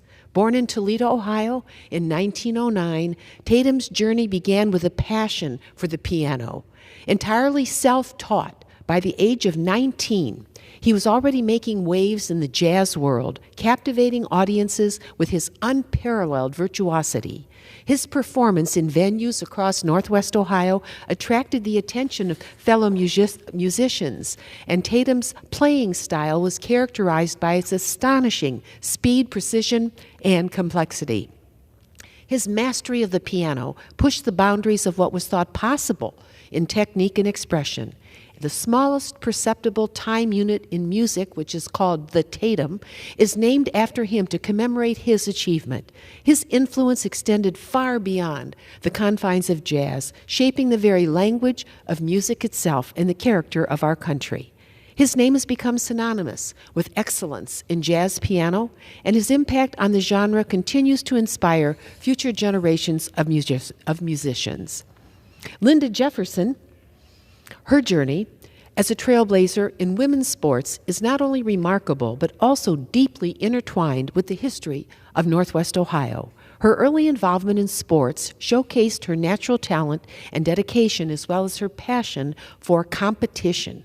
However, it was her decision to join the Toledo Troopers, a professional women's football team, that propelled her into the spotlight. Responding to an advertisement in hometown newspaper, the Toledo Blade, Linda seized the opportunity to become a part of something groundbreaking, professional women's football. The Toledo Troopers, with Linda among their ranks, became dominant throughout the 1970s, and their unparalleled success not only brought glory to Toledo, but also shadowed stereotypes about women in sports. In 1975, Jefferson's exceptional achievements were honored when she graced the cover of Women's Sports Magazine as Women Athlete of the Year, a well-deserved recognition of her talent and dedication. Her legacy extends far beyond her accomplishments on the field, leaving an indelible mark on the history of Toledo and the world of women in sports as a whole. And then finally, Tony L. Bonner. His journey from his childhood in Sandusky, Ohio, to a trailblazing figure in the city's civil service and community activist is remarkable. Foreshadowing his commitment that would later extend to his local community, his decision to join the Air Force reflects his sense of duty and country over self. Returning to Sandusky after his military service, Bonner became the city's first black firefighter in 1971. In this role, he not only served his community in times of emergency, but took on the responsibility of fostering diversity within the fire department as its recruitment coordinator. Apart from his professional endeavor, he was deeply engaged in the social fabric of Sandusky. As treasurer of the local NAACP, he helped advocate for marginalized communities. In essence, Tony L. Bonner's contribution transcends the realm of firefighting and community activism, symbolizing a lifelong devotion to service, equality, and empowerment. As Black History Month draws to a close, it is important to celebrate the path-breaking individuals who have made significant impacts on our communities from coast to coast. They faced discrimination and they rose above that. They made and built a better nation. Ohio's 9th District proudly celebrates and acknowledges Mr. Tatum, Ms. Jefferson, and Mr. Bonner as history makers for America who call our district home. Thank you, Madam Speaker. I yield back. Pursuant to Clause 12A of Rule 1, the Chair declares the House in recess until noon today.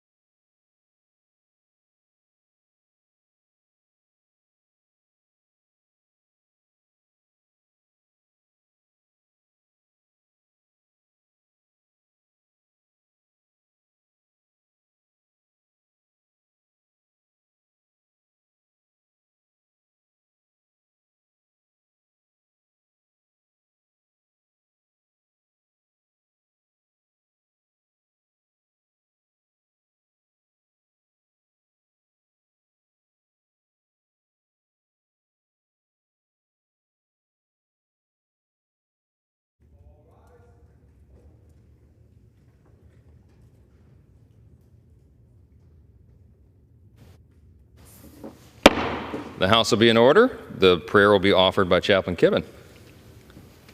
Would you pray with me? Holy God, you have set an awareness of eternity in our hearts, that we would spend our days longing to be forever united with you. Hear then our deep desire to appreciate what is beyond our human capacity to understand, and to strive to live into your perfect will. May we grasp that what we experience this day is but a speck in the vastness of your eternity. Teach us to number our days that we may live wisely and well. And on this extra day, may the added wisdom we gain enrich our hearts and remind us to honor each moment you give us. Grant us the strength to be careful how we live, not wasting our time on useless work, the barren pursuit of busyness, but may we make the most of every opportunity and the best of this bonus day. In your eternal name we pray. Amen. Amen. The chair has examined the journal of the last day's proceedings and announces to the House thereof the approval. Pursuant to Clause 1 of Rule 1, the journal stands approved. The Pledge of Allegiance will be led by the gentlewoman from Arizona, Ms. Lesko. Pledge of Allegiance. I pledge allegiance to the flag of the United States of America and to the republic for which it stands, one nation under God, indivisible, with liberty and justice for all. The chair will entertain up to 15 requests for 1-minute speeches on each side of the aisle. What purposes does the gentleman from Minnesota seek recognition? Without objection. Mr. Speaker, I rise today in memory of Paul Elmstrand. Paul, an officer with the Burnsville Police Department, was killed earlier this month in the line of duty alongside Officer Matthew Ruge and firefighter paramedic Adam Finseth. Paul lived in Chaska, but his story began in Isanti County. As senior class president and a member of the Law Enforcement Club, he impressed his classmates with his strong character of ethical integrity, his generosity, and his sense of humor. Among those classmates was his wife, Cindy, who he met in kindergarten and began dating in high school. Together, they shared 2 children, a 2-year-old and a 5-month-old. At 27 years old, his life was cut tragically short. Paul, Matthew, and Adam were killed trying to save 7 children barricaded in a Burnsville home with an armed man, an act of heroism and sacrifice beyond measure. We were privileged to have Paul as a member of our community and as a neighbor and a friend. To Cindy and his children and all who loved him, Paul will never be forgotten, nor will Matthew or Adam. I yield back. Gentleman yields back. For purposes, gentleman from Massachusetts seek recognition. Without objection, gentleman is recognized for 1 minute. Mr. Speaker, as we work on FY24 appropriation bills, I rise to highlight federal investments that are improving food security in my home state of Massachusetts. This month, the Massachusetts Department of Agricultural Resources distributed over $7 million in federal funding to local anti-hunger programs like Growing Places in Leominster, the Amherst and Northampton Survival Centers, and Grow Food Northampton. As a part of this distribution, MDAR is awarding additional state-funded grants to organizations like Together We Eat in my hometown of Worcester to teach kids how to grow food using repurposed shipping containers, and to Just Roots, an incredible nonprofit community farm in Greenfield. I am grateful to the Healy-Driscoll administration, Agriculture Commissioner Randall, and Deputy Commissioner Pitkoff for prioritizing food security in the Bay State. I'm proud to advocate for robust funding for these grant programs, which are an example of how leveraging federal and state dollars can support innovative work to improve food security. I urge my colleagues to join me so that we can continue fighting to end hunger now. I yield back. Gentleman yields back. For purposes, gentleman from Tennessee seek recognition. Unanimous consent to address the House for 1 minute and to revise and extend my remarks. Without objection, gentleman is recognized for 1 minute. Mr. Speaker, last summer, the Supreme Court of the United States ruled against President Biden's student loan handout plan, totaling more than $400 billion. The High Court determined that taking on that kind of debt, spending that much money, must be approved by Congress. Despite this, we've seen the administration abuse whatever regulatory lever it can find, every executive action they can think up, to do it anyway. Unfortunately, it's working. In recent months, tens of billions of dollars in borrowed money are no longer due for payment. Let's be clear. Student loan debt can't be forgiven. It's simply being transferred to the American taxpayers, regardless of whether they went to college themselves or if they did the right thing and paid their own debt off. I urge the White House to end this cycle of adding billions to our debt with the stroke of a pen. We're already an unprecedented $34.2 trillion in the hole. Thank you, Mr. Speaker. I yield back. Gentleman yields back. For purpose, the gentlelady from California seek recognition. Without objection, the gentlelady is recognized for 1 minute. Mr. Speaker, while they once again push us to the brink of a government shutdown, extreme MAGA Republicans are attacking our freedoms and pushing to ban in vitro fertilization, or IVF. We have seen the devastating consequences of the Republican march toward a nationwide abortion ban on display in Alabama, where extreme Republican-appointed judges have issued a ruling that prevents women from accessing IVF. House Democrats believe women and their families should be allowed to make these personal decisions about when to have children. Republicans claim to support IVF, but Americans should look at their actions, not their words. Led by Speaker Mike Johnson, most House Republicans are sponsoring a bill that would threaten IVF nationwide and criminalize reproductive health care for women. Republicans have appointed judges to overturn reproductive freedoms for women, and this week, Senate Republicans blocked a bill that would protect IVF nationwide. House Democrats are united to ensure that women, not politicians, can make their own reproductive health care decisions. I yield back. Gentlelady yields back. For purpose, the gentleman from South Carolina seek recognition. 1 minute revising, extend my remarks. Without objection, the gentleman is recognized for 1 minute. Thank you, Mr. Speaker. Since Biden took office, over 10 million illegal aliens have entered America, with over 340 on the terrorist watch list. Dangerously, this includes thousands of military-age young men from dictatorships. Last month, I joined Speaker Mike Johnson at Eagle Pass, Texas, and witnessed the madness. It is intentional irresponsibility, thinking potential mass murderers will be low-information voters for a permanent one-party Democrat big government as criminals murder more Americans across our streets. Biden continues falsely to blame others, but he has the ability to protect American families. In conclusion, God bless our troops who successfully protected America for 20 years as the global war on terrorism moves from the Afghanistan safe haven to America. We do not need new border laws. We need to enforce the existing laws. Biden shamefully opens borders for dictators as more 9/11 attacks are across America are imminent, as warned by the FBI. And I want to point out that war criminal Putin will face trial for the assassination of Alexei Navalny. His widow, Yulia, is a hero for the oppressed people of Russia. Gentleman yields back. For purpose, the gentlelady from Pennsylvania seek recognition. Without objection, the gentlelady is recognized for 1 minute. Thank you. Thank you, Mr. Speaker. Today I rise in honor of Charles Blockson, a native of Norristown, Pennsylvania, who dedicated his life to the preservation of African American history. A prolific writer, collector, historian, and activist, Mr. Blockson authored 13 books and was a leading expert on the Underground Railroad.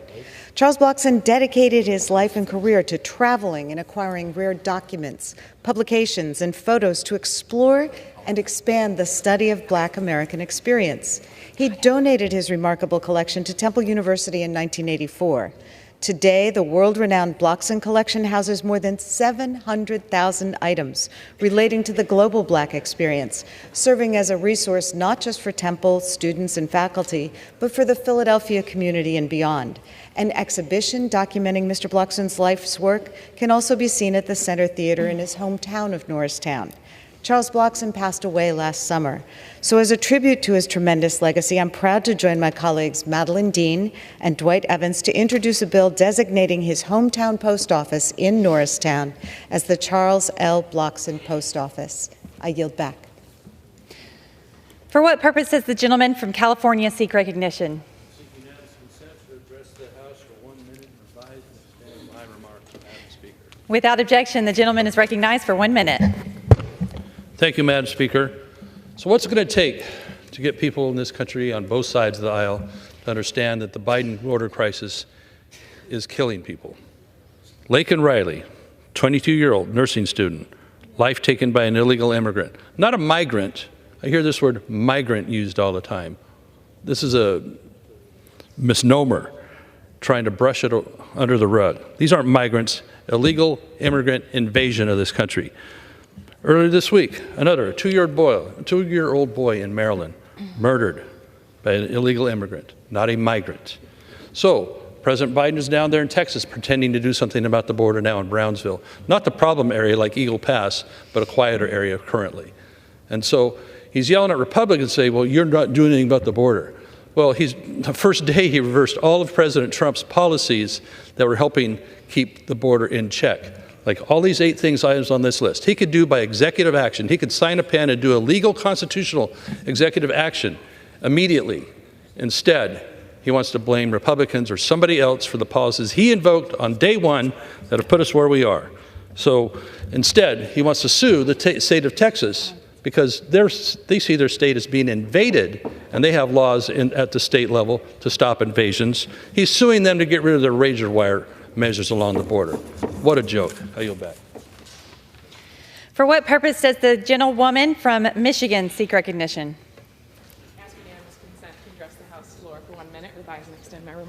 Without objection, the gentlewoman is recognized for 1 minute. Madam Speaker, I rise today to celebrate the birthday of a beloved constituent, Blanche Vanderbent, who turned 100 years old this month. Blanche Vanderbent's life has been one of service to God, to her family, and to others. Blanche is a distinguished matriarch, a mother, a grandmother, and a great-grandmother. She has a servant's heart and has spent countless hours volunteering at schools and food programs throughout West Michigan. Blanche's commitment to service didn't just stop in West Michigan, though, as she and her husband volunteered throughout their life in disaster relief efforts all across the country, lending a hand to those whose lives had been upended. Blanche defines what it means to put her faith into action, and I couldn't be more thrilled to celebrate her today. A very happy birthday, Blanche. Thank you, and I yield back. For what purpose does the gentlewoman from Arizona seek recognition? Consent to address the House for 1 minute. Without objection, the gentlewoman is recognized for 1 minute. There. Thank you, Madam Speaker. I rise today to pay tribute to a remarkable Arizonan whose passion for Arizona's education has left a lasting impact that will be felt for years to come. Thanks to Dr. Peter Pengarelli, thousands of young Arizonans were able to receive a high-quality education, cultivating their skills in order to achieve their goals.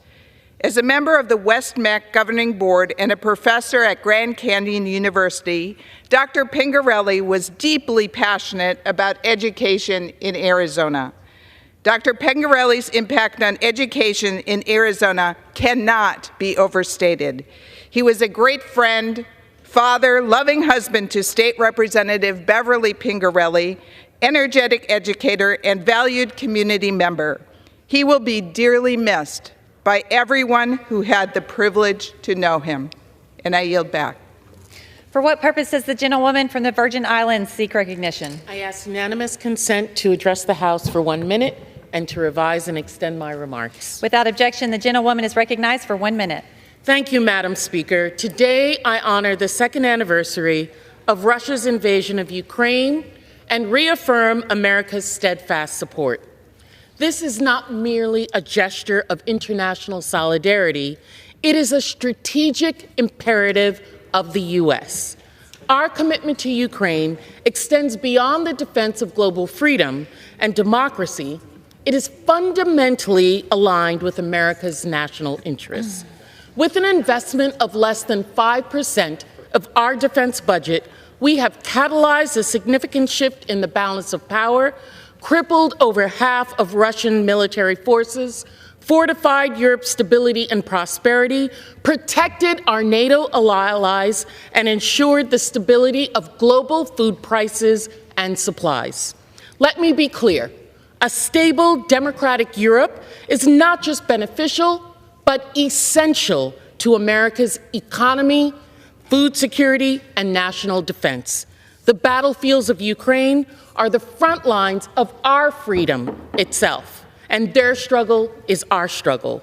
As the deadline looms for federal fund, House Democrats have consistently extended bipartisanship to ensure our government remains open and our national security secure. The time for decisive action is now. Gentlewoman's time has expired. For what purpose does the gentleman from Missouri seek recognition?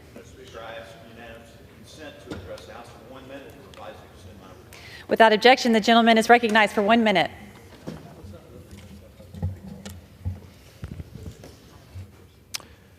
Well, Madam Speaker, today I rise to honor our Veteran of the Month, Daniel Avegalio, a Marine who served bravely in the Operation Iraqi Freedom not once, but 3 times. Daniel's dedication to our country is a testament to the spirit of American service. From Pettis County, Daniel has not only served his country in uniform, but continues to serve by guiding fellow veterans in their life after the military. His commitment shines through his work with the Sedalia Military Advisory Committee and his educational leadership as a George W. Bush Presidential Center Scholar. Today, he furthers his impact with Western Governors University, helping military members transition to civilian life. Daniel represents the best of us, the best of America. His sacrifice and ongoing commitment to his fellow servicemen and women exemplify the enduring American values of loyalty, service, and community. Thank you, Daniel. And thank you, Madam Speaker. I yield back. For what purpose does the gentleman from North Carolina seek recognition? Madam Speaker, I ask for unanimous consent to address the House for 1 minute to rise and extend. Without objection, the gentleman is recognized for 1 minute. Madam Speaker, breaking news. An East Carolina University baseball player was involved in a boating accident. As communities across eastern North Carolina watched, cheering on Parker Byrd, 22 surgeries over 45 days. He survived, but Parker lost his right leg. Our community not only cheered for Parker, but we joined his family in praying for him. And yes, the Lord answers prayers. Madam Speaker, on February 16th, another news flash, Parker Byrd, number 16, returned to the baseball field. And he stood in the batter's box at the season opener. And he became the first ever Division I baseball player to play with a prosthetic leg. Parker is a testament of the resilience of eastern North Carolina and the miracles of God. America loves you, Parker. We're cheering for you, Coach Cliff Godwin, and the entire Pirate baseball team. Roar! I yield back. For what purpose does the gentleman from Pennsylvania seek recognition? Madam Speaker, I request unanimous consent to address the House for 1 minute and revise and extend my remarks. Without objection, the gentleman is recognized for 1 minute. Thank you, Madam Speaker. Madam Speaker, today I rise to celebrate a week honoring one of our nation's most significant youth organizations, the FFA. National FFA Week was celebrated February 17th to the 22nd. It recognizes a far-reaching impact of this organization. FFA has chapters in all 50 states, and today there are more than 900,000 active FFA members. Because of the incredible investment FFA has made and continues to make in agriculture education, more of our nation's young people have the skills, the knowledge, and the opportunity to pursue careers in agriculture and related fields. Access to agriculture education is vital to our country's future, not just our rural communities. Agriculture is the food on our table, the clothes on our back, and increasingly the fuel in our cars. It's also science, technology, and innovation.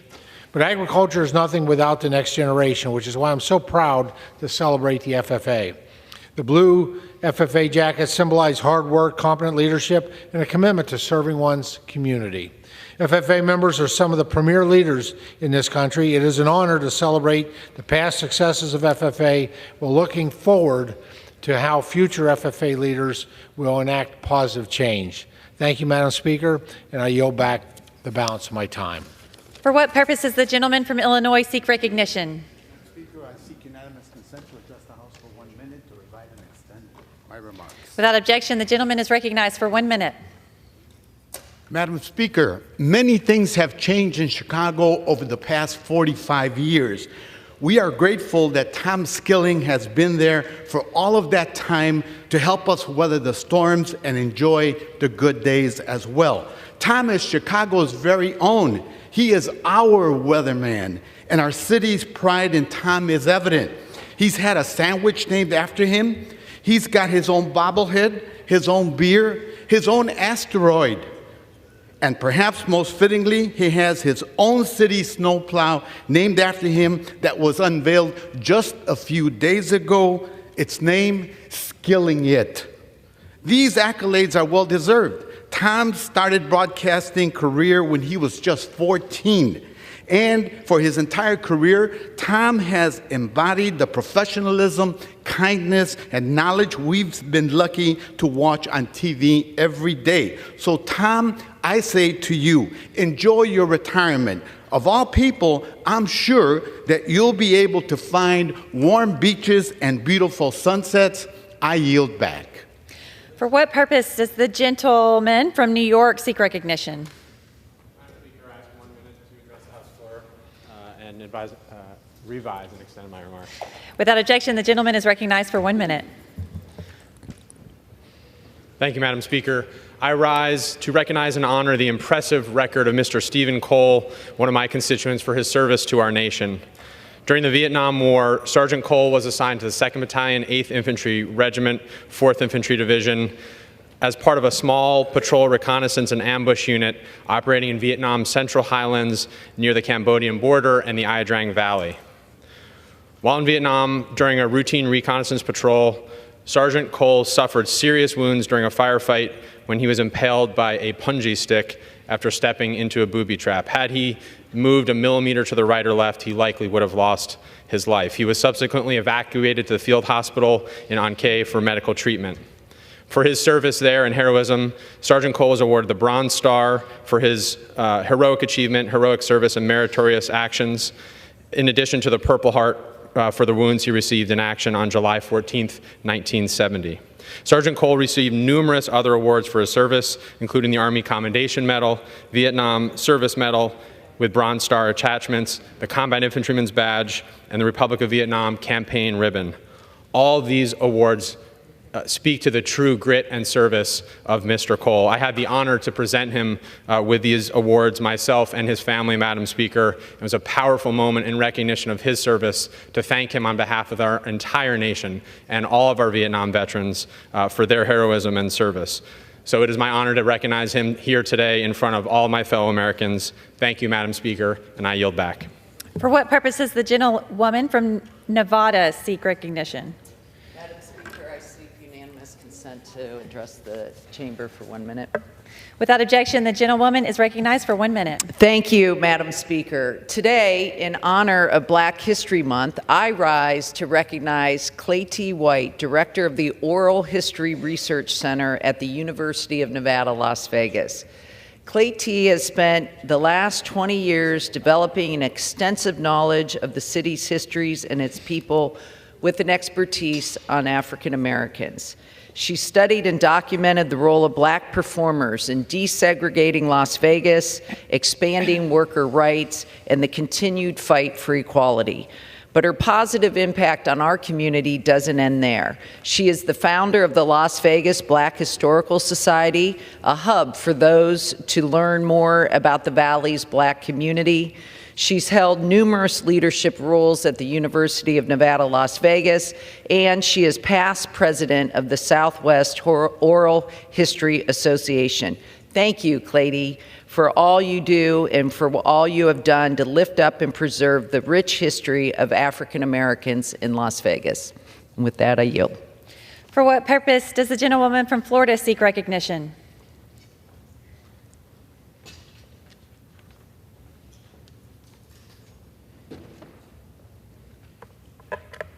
I rise to address for 2 minutes. 1 minute. Without objection, the gentlewoman is recognized for 1 minute. Madam Speaker, I rise on behalf of my constituents in Miami and Miami Beach. Many are my neighbors, and they are grieving their relatives and friends who are being held hostage by Hamas. Their stories are heart-wrenching and chilling.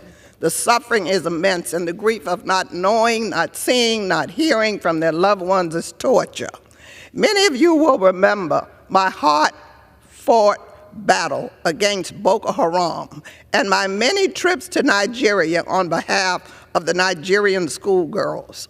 So in the spirit of my 7-year journey declaring Bring Back Our Girls, to find the Nigerian schoolgirls who were kidnapped in Chibok by the terrorist group Boko Haram, I'm launching today the same kind of advocacy and demanding the release of the Israeli hostages kidnapped by the terrorist group Hamas.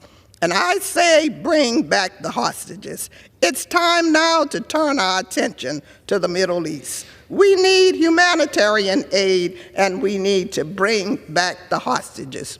On next Wednesday, I invite you to join me at a press conference to show our outrage and advocacy as we demand they bring the hostages back. You wore red with me for the Chibok girls for 7 years. Please wear shades of blue, royal blue, navy blue, and light blue to show solidarity. After the press conference, we will take a picture to share on social media all over the world. And I ask you to help me post it everywhere. Thank you, and I yield back. For what purpose does the gentlewoman from Hawaii seek recognition? Consent to address the House for 1 minute and to revise and extend my remarks. Without objection, the gentlewoman is recognized for 1 minute. Thank you. Madam President, last week in Lahaina, my team and I participated in a morning pule, or prayer, with EPA and Army Corps workers, what they do each day with the cultural monitors who join them. Standing in a circle, they speak Olelo Hawaii, rhythmically cupping and clapping their hands as they ask for safety while they work. They do another pule at the end of the day to leave behind any negative energy they connected with during their work. Looking at the remains of our beloved former capital of the Kingdom of Hawaii, one understands why these chants are necessary, both to ask for permission to enter and to have a way to respectfully separate at the end of the day. This has been a mission assignment unlike any, and under the leadership of Colonel Jess Curry, the Army Corps has made unprecedented efforts to respect the people, the culture, and the environment, and to protect the sacred spaces throughout Maui that were impacted by the fires.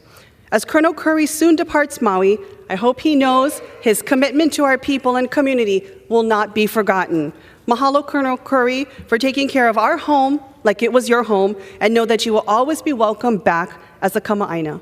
Mahalo, Madam Speaker, and I yield back. For what purpose does the gentleman from Louisiana seek recognition? Speak for 1 minute, revise and extend. Without objection, the gentleman is recognized for 1 minute. Thank you, Madam Speaker. Madam Speaker, members of this body are so used to me coming up here and standing and talking about all the national championships that LSU has won, whether it's football, it's women's basketball, it's baseball. We're up here all the time. Well, the good news is that LSU's Manship School of Mass Communications is competing for, once again, another national championship. They're participating in Culture Magazine's national championship, a promotional tournament. LSU represents the incredible diversity of Louisiana, which we refer to as America's foreign country. The culture, the music, the people are like nowhere else in this country, in this amazing country. As the students of LSU, the Manship School of Mass Communication, participate in this national tournament, I wish them the best. Brooke Bordelon and the entire team, go Tigers. Yield back. For what purpose does the gentlewoman from Michigan seek recognition? Without objection, the gentlewoman is recognized for 1 minute. Madam Speaker, over 3.5 million young adults and roughly 700,000 young people experience homelessness in our country. So we can't keep doing the same thing over and over again. So together with many of our youth experiencing homelessness, we worked on a bill together called the Youth Homelessness Guaranteed Income Pilot Program Act. This bill would launch a pilot program providing direct cash assistance to those experiencing homelessness in the amount of $1,400 or adjusted fair market rent for 36 months, and then study the effects of the program on housing and health outcomes. This week, we received an email from someone that said, quote, when I was 17, I was convinced to leave home and family to go and live in Texas. I had $400 in my bank account and a car that broke down every month. This would have helped me tremendously. So I think, again, it's important as we come together to try to end homelessness crisis in our country that we listen to the people being directly impacted. I urge my colleagues to join me in supporting this pilot program while respecting, again, the dignity of unhoused young people by co-sponsoring the bill. I yield. For what purpose does the gentlewoman from Texas seek recognition?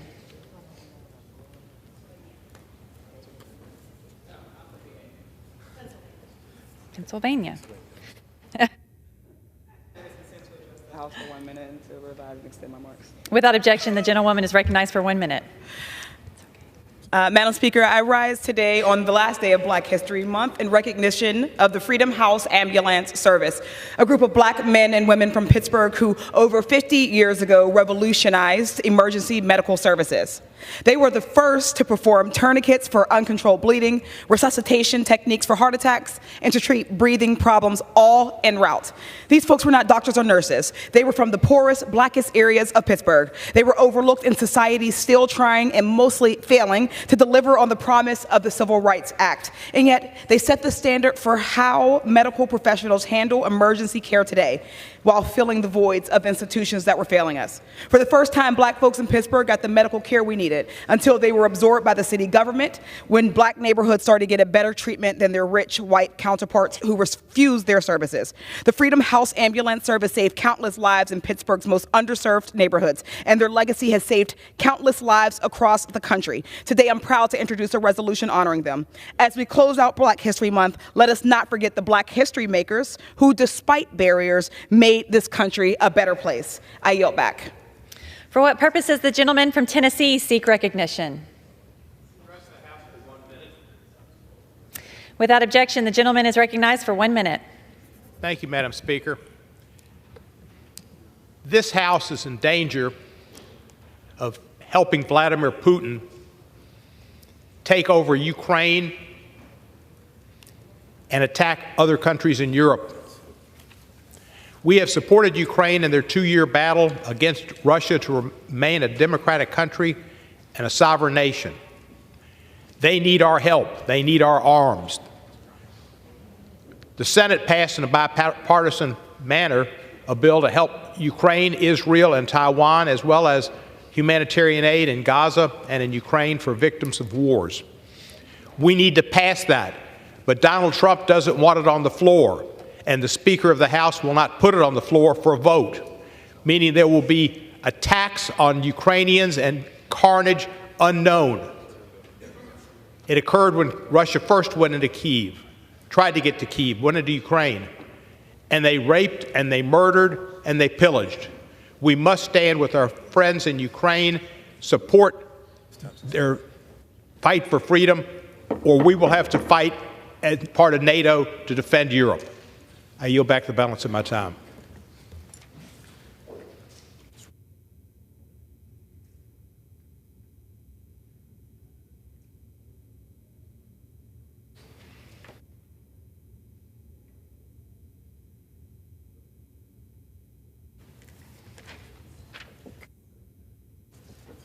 Pursuant to Clause 8 of Rule 20, the Chair will postpone further proceedings today on motions to suspend the rules on which a recorded vote or the yeas and nays are ordered, or votes objected to under Clause 6 of Rule 20. The House will resume proceedings on postponed questions at a later time. For what purpose does the gentleman from Missouri seek recognition? Thank you, Madam Speaker. I move to suspend the rules and pass H.R. 7454. The clerk will report the title of the bill. H.R. 7454, a bill to amend Title 49 United States Code to extend authorizations for the Airport Improvement Program, to amend the Internal Revenue Code of 1986, to extend the funding and expenditure authority of the Airport and Airway Trust Fund, and for other purposes. Pursuant to the rule, the gentleman from Missouri, Mr. Graves, and the gentleman from Washington, Mr. Larson, each will control 20 minutes. The Chair recognizes the gentleman from Missouri. Thank you, Madam Speaker. I'd ask unanimous consent that members have 5 legislative days in which to revise and extend the remarks and insert extraneous material into the record on H.R. 7454. Without objection. Madam Speaker, I yield myself such time as I may consume. Gentleman's recognized. Thank you, Madam Speaker. H.R. 7454 extends the statutory authorities of the Federal Aviation Administration through May 10th, 2024. The bill provides for key extensions of FAA authorities, such as the continued collection of aviation excise taxes that the safe operation of the national airspace system is dependent upon. Importantly, this bill also allows adequate time for the House and Senate to reconcile a final FAA bill to ensure FAA has a long-term reauthorization. Last July, the House did its part in providing for a long-term reauthorization of the FAA and ahead of schedule when we passed H.R. 3935 in overwhelming bipartisan fashion with more than 350 votes. I commend my House colleagues for fulfilling the responsibility to ensure that the FAA has the tools and resources it needs to maintain operations and safety in our national airspace system. The good news is that the Senate Commerce Committee has finally marked up its FAA bill, S. 1939, and it's clear that enacting a long-term FAA bill remains the goal of both chambers, and Congress is on track just to do that. In the meantime, we must act to pass another extension to keep the lights on at the FAA. As frequent flyers ourselves, I know for a fact that we all share a common goal of upholding safety in our airspace so that every person who uses the system can travel and return home safely. And I plan to work expeditiously with our Senate counterparts so that this is the last short-term extension before we send a comprehensive long-term FAA bill to the President's desk. Failure to enact this extension is going to jeopardize aviation safety and will directly and immediately increase our national debt by more than $50 million a day. I encourage all members to support this bill so that we can maintain safety in the national airspace system while we continue to work towards enacting a long-term reauthorization. Madam Speaker, I urge support for this legislation. And before I reserve, I also want to take just a moment to recognize one of our aviation subcommittee staffers, Christopher Sin. Where's Chris? He's going to be leaving the committee this week, and I want to thank you for your service to our country as a veteran, a Marine veteran, by the way, and your work and assistance with the committee, especially when it comes to FAA matters. So thanks, Chris, for doing that. And with that, Madam Speaker, I would reserve the balance. Gentleman reserves. Gentleman from Washington is recognized. Thank you, Madam Speaker. I rise in support of H.R. 7454, which extends the authorization of the FAA and its related authorities for another 2 months. Back in July, the House engaged in a thorough and collaborative process to pass the Securing Growth and Robust Leadership in American Aviation Act. This bipartisan bill, which passed by an overwhelming 351 to 69 vote, will protect the safety of the flying public and ensure the future of U.S. aviation. Though I'm pleased we're moving closer to passing a longer-term bill, we will not be done before the current authorization expires on March 8th. We need more time for negotiations between the House and Senate to reconcile the two bills and produce a final comprehensive bill. But I want to assure members that Chair Graves and I will continue to fight for House priorities in the final bill to ensure that House members' voices are heard while we address long-standing issues in our aviation system. And I support the short-term FAA extension bill and urge my colleagues to do the same. And with that, reserve the balance of my time. Gentleman reserves. Gentleman from Missouri is recognized. Thank you, Madam Speaker. At this time, I'd yield 5 minutes to the gentleman from Louisiana, Mr. Graves, who is also the Aviation Subcommittee Chairman. Gentleman is recognized. Thank you, Mr. Chairman. Mr. Chairman, I want to add my voice of strong support to this legislation. Look, there's no question what we've seen in the aviation industry, these near misses, these runway incursions, safety issues all across the aviation system. As both Ranking Member Larson and Chairman Graves noted, the House did its business. We came together on a bipartisan basis and passed legislation in July by a vote of 351 to 69. That legislation addresses everything from general aviation, a topic that I know our chairman cares much about and knows a lot about, to topics like new entrants, new aviation technologies. It focuses on safety, and it ensures, Madam Speaker, that this entire legislation focuses ultimately on the passenger experience, making sure that air travelers from all across the United States have a great experience with new technology whenever they enter the airports, whenever they enter the airplanes. But none of those benefits are going to be realized unless and until we pass a long-term authorization bill. This is the last temporary extension we're going to do. This is a clean extension until May 10th. If we don't do this, it will cause the federal government to incur debt because we won't be able to collect the user fees that go along with aviation travel. So it is absolutely critical that this clean extension, clean bipartisan extension, be enacted. It is absolutely critical that we stay on track with bipartisan, bicameral negotiations on the FAA bill, now that the Senate has finally, and I commend them, passed this bill out of the Commerce, Senate, and Transportation Committee in the United States Senate. I want to thank Chairman Graves for his leadership, Ranking Member Larson, and my friend Steve Cohen for working together on this to make sure that we can continue a united front and, again, realize all these gains in the aviation sector as a result of the House aviation bill. I also want to add my regret to the loss of Chris Sen to the aviation subcommittee. He's over-credentialed, over-educated, and often awes us with his knowledge on drones and other technology. Going to be a big loss to the committee, but I appreciate his service. Yield back. Reserve. Gentleman reserves. Gentleman from Washington is recognized. Thank you. I'd like to yield 2 minutes to the representative from Tennessee and the ranking member of the Aviation Subcommittee, Mr. Cohen. Gentleman is recognized. Thank you very much. I appreciate the time, and thank you, Madam Speaker. I just rise in support of this extension of the FAA. We need to pass this reauthorization, and to do so, we need a little more time. This will be the third extension we've asked for, and it's necessary to have this extension for 2 months to be able to reconcile the House and Senate bills. The Senate wasn't as expeditious as the House was in getting their bill passed, but they finally did, and they got it out of committee. But we still have to reconcile some provisions. I think everybody's read about the near tragedies, near contacts of airplanes flying at airports. And that's because the air traffic controllers need more help. They need more air traffic controllers. They need a more diverse group of folks.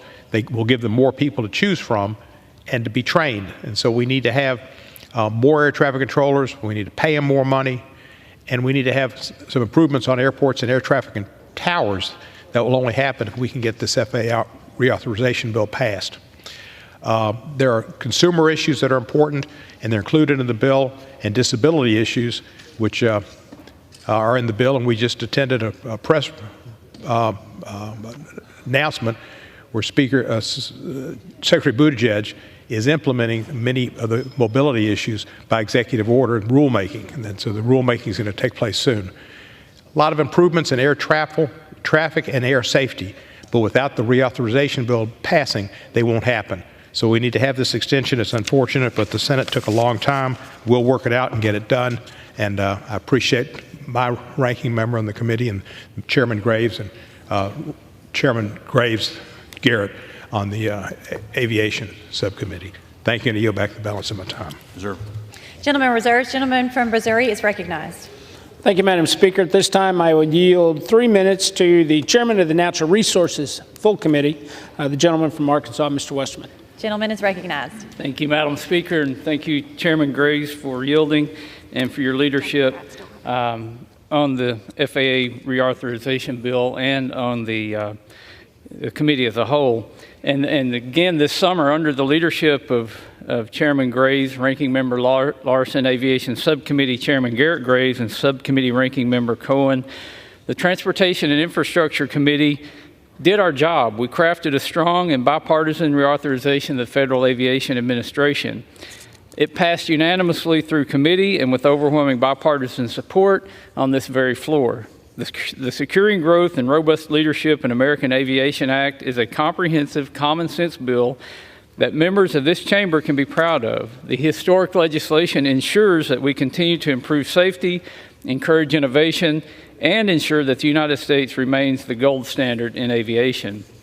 However, since its passage, as has been mentioned 7 months ago, we've had to vote on 2 extensions for the FAA reauthorization, and now we're facing a vote on a third because of the Senate's inaction on this important legislation. Aviation safety impacts every single American, and each day that goes by without Senate passage and the President's signature The enactment of key safety measures and improved framework for innovation is delayed. During the development of this bill, we all worked hard in good faith for good policy.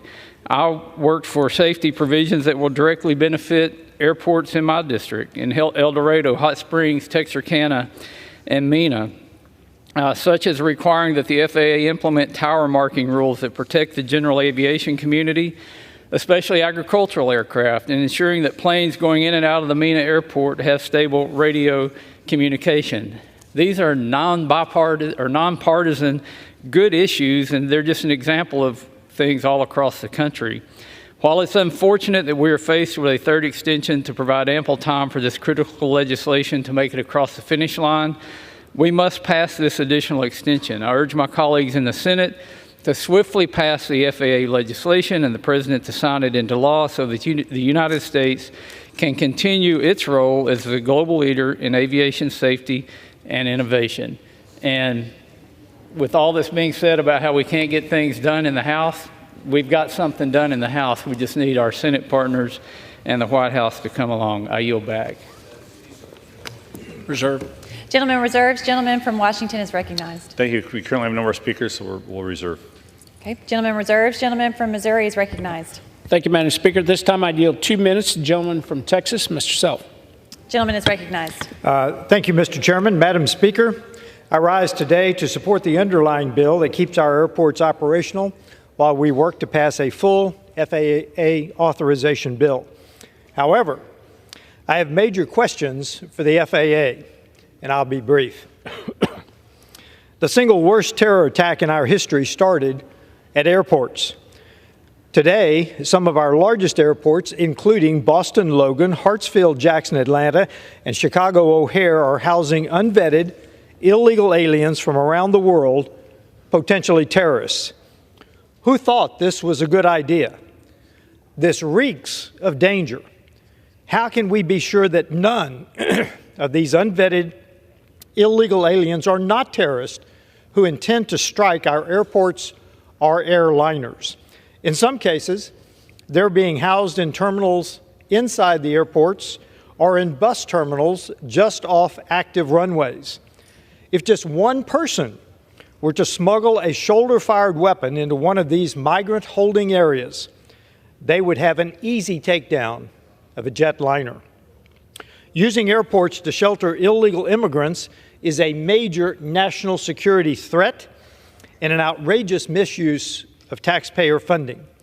Therefore, as we pass the FAA extension and press on toward a full-term bill, I urge my colleagues to include a section that explicitly bans housing illegal immigrants within airport premises. And I yield back. Reserve. Gentleman reserves. Gentleman from Washington is recognized. We reserve. Gentleman reserves. Gentleman from Missouri is recognized. Thank you, Madam Speaker. At this time, I would yield 2 minutes to the gentleman from New York, Mr. D'Esposito. Gentleman is recognized. Thank you, Mr. Chairman. Madam Speaker, I'm proud to support this legislation, which will provide a short-term extension of the Federal Aviation Administration's authorities to May 10th, allowing the Senate to finish work on their 5-year FAA reauthorization before finalizing language with the House. One of my major priorities is addressing the staffing shortages at the New York TRACON facility. This key and crucial facility directs planes in and out of the New York City and Long Island area. This facility has been experiencing staffing issues for many years, which has led to many issues for the FAA, pilots, and of course, passengers. These challenges led the FAA to implement a plan to transfer workers out of the N90 facility right in the heart of my district and ship them off to Philadelphia.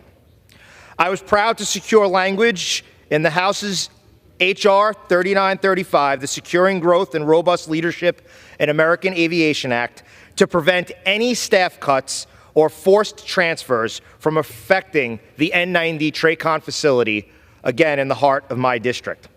I was also pleased to see language the Senate's FAA reauthorization also include regarding this issue. This language would ensure that there is a third-party review on the need for and the consequences of a move from N90 to any other facility. I look forward to working with leaders of these committees to ensure that these provisions are included in the final FAA reauthorization. Long Islanders should not be forced out of N90. I will continue to fight for these staffing protections. I will continue to fight for Long Island, and I'll continue to fight for the Empire State. Mr. Chairman, thank you. Madam Speaker, I yield back. I don't have any more speakers, Madam Speaker, so I will reserve at this point. Gentleman reserves. Gentleman from Washington is recognized. Thank you, Madam Speaker. I would encourage all colleagues to vote yes on this extension, and we'll get a bill by May 10th, and we can all vote yes on that one as well. But with that, I'll yield back the balance of my time.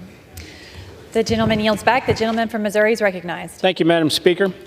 I would urge as well all members to support this bill. This is a must-pass bill so we can keep our aviation system operating safely. H.R. 7454 provides for a clean extension of FAA authorities. It does not include any policy riders. Failure to extend the FAA's authorities is going to cost the federal government more than $50 million a day in lost revenues. A lapse in authorities would also prohibit the FAA from making new obligations from the Aviation Trust Fund to fund the FAA's important safety, operational, and research functions. Enacting a long-term and comprehensive FAA bill is the goal of both the House and the Senate, and I remain committed to doing just that so Congress can deliver certainty to the aviation industry and to the FAA. Madam Speaker, I'd urge support for this bill, and with that, I yield back the balance of my time. The gentleman yields back. The question is, will the House suspend the rules and pass the bill H.R. 7463? Those in favor say aye. Aye. Those opposed, no.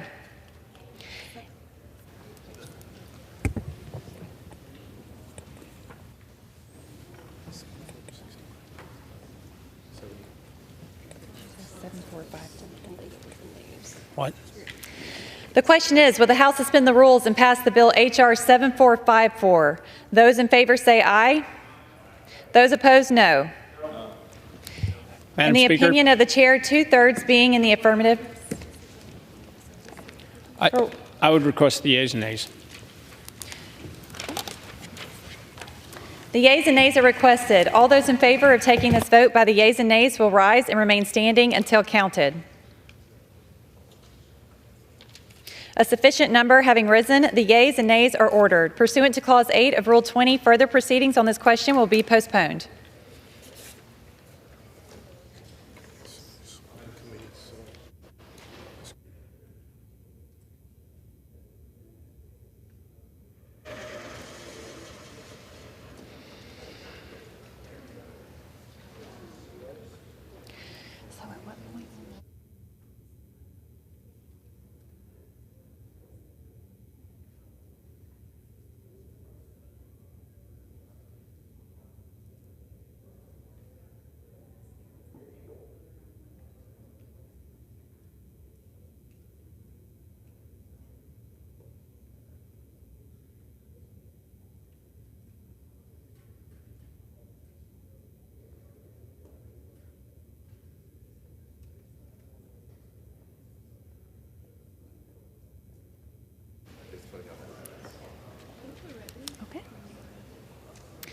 For what purpose does the gentlewoman from Texas seek recognition?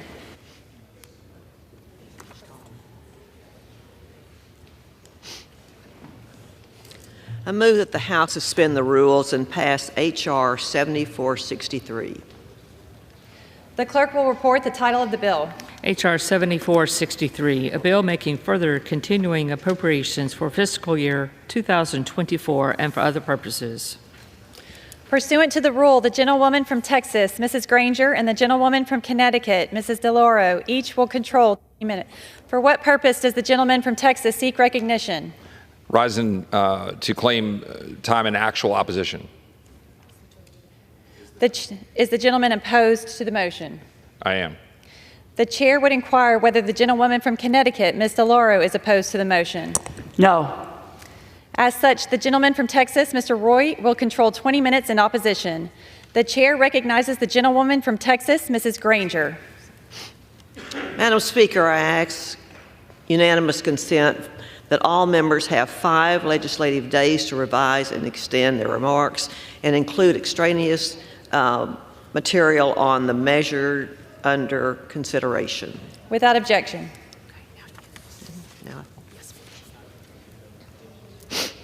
Madam Speaker, I rise today in support of this short-term continuing resolution.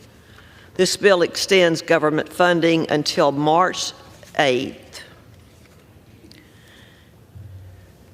for 4 bills and March 22nd for others. Given the differences between this year's House and Senate bills, we knew finding common ground would not be easy. But we've made progress and we need a few more weeks to finish drafting the bills. We also need to give members adequate time to review them. In the meantime, we can't afford a harmful government shutdown. I urge my colleagues to support this CR, and I reserve the balance of my time. Gentlewoman reserves. Gentleman from Texas is recognized. Madam Speaker, here we are again, kicking the can down the road and for other purposes. Buy more time so that we can spend more money that we don't have at a time when we are going to eclipse more spending on interest than our national defense this year. And by 2026, we're going to be spending $1 trillion on interest. We're going to continue to spend monies at the Nancy Pelosi spending level of an omnibus bill that Republicans roundly oppose. That is what is happening on the floor of the United States House right now.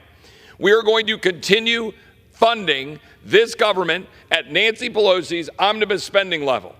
That is a level that will continue, by the way, to fund all of the priorities we oppose.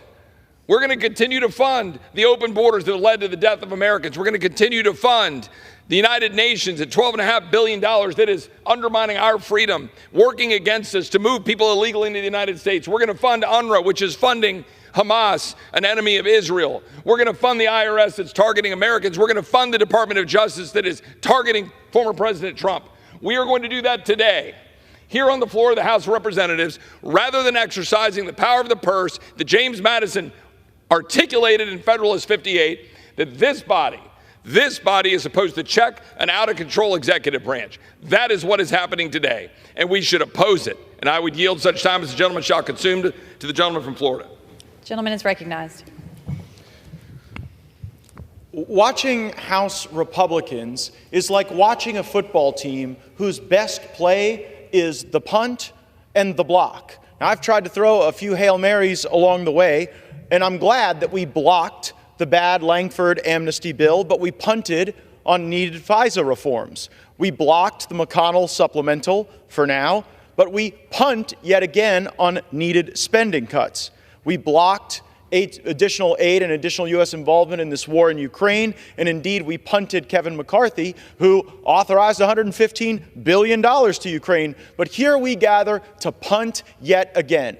Last I checked, the Republicans actually have a majority in the House of Representatives, but you wouldn't know it if you looked at our checkbook, because we are all too willing to continue the policy choices of Joe Biden and the spending levels of Nancy Pelosi instead of showing the will and the courage to say that this woke and weaponized government has to be defanged. It has to be attacked. It has to see reductions in spending. And while many Americans have lived most of their lives not actually paying a price for the national debt because we are $34 trillion in debt, because we are on our way to $50 trillion in debt, the Americans who work hard all over this country are seeing higher gas prices, higher grocery prices, higher interest rates, and all we seem to offer is low energy and low T in the face of those mounting challenges. We ought to be rejecting this CR. We ought to pass single subject spending bills, and we ought to vote for the spending cuts that this country desperately needs. I yield back. Gentleman yields back. Reserve. Gentleman from Texas reserves.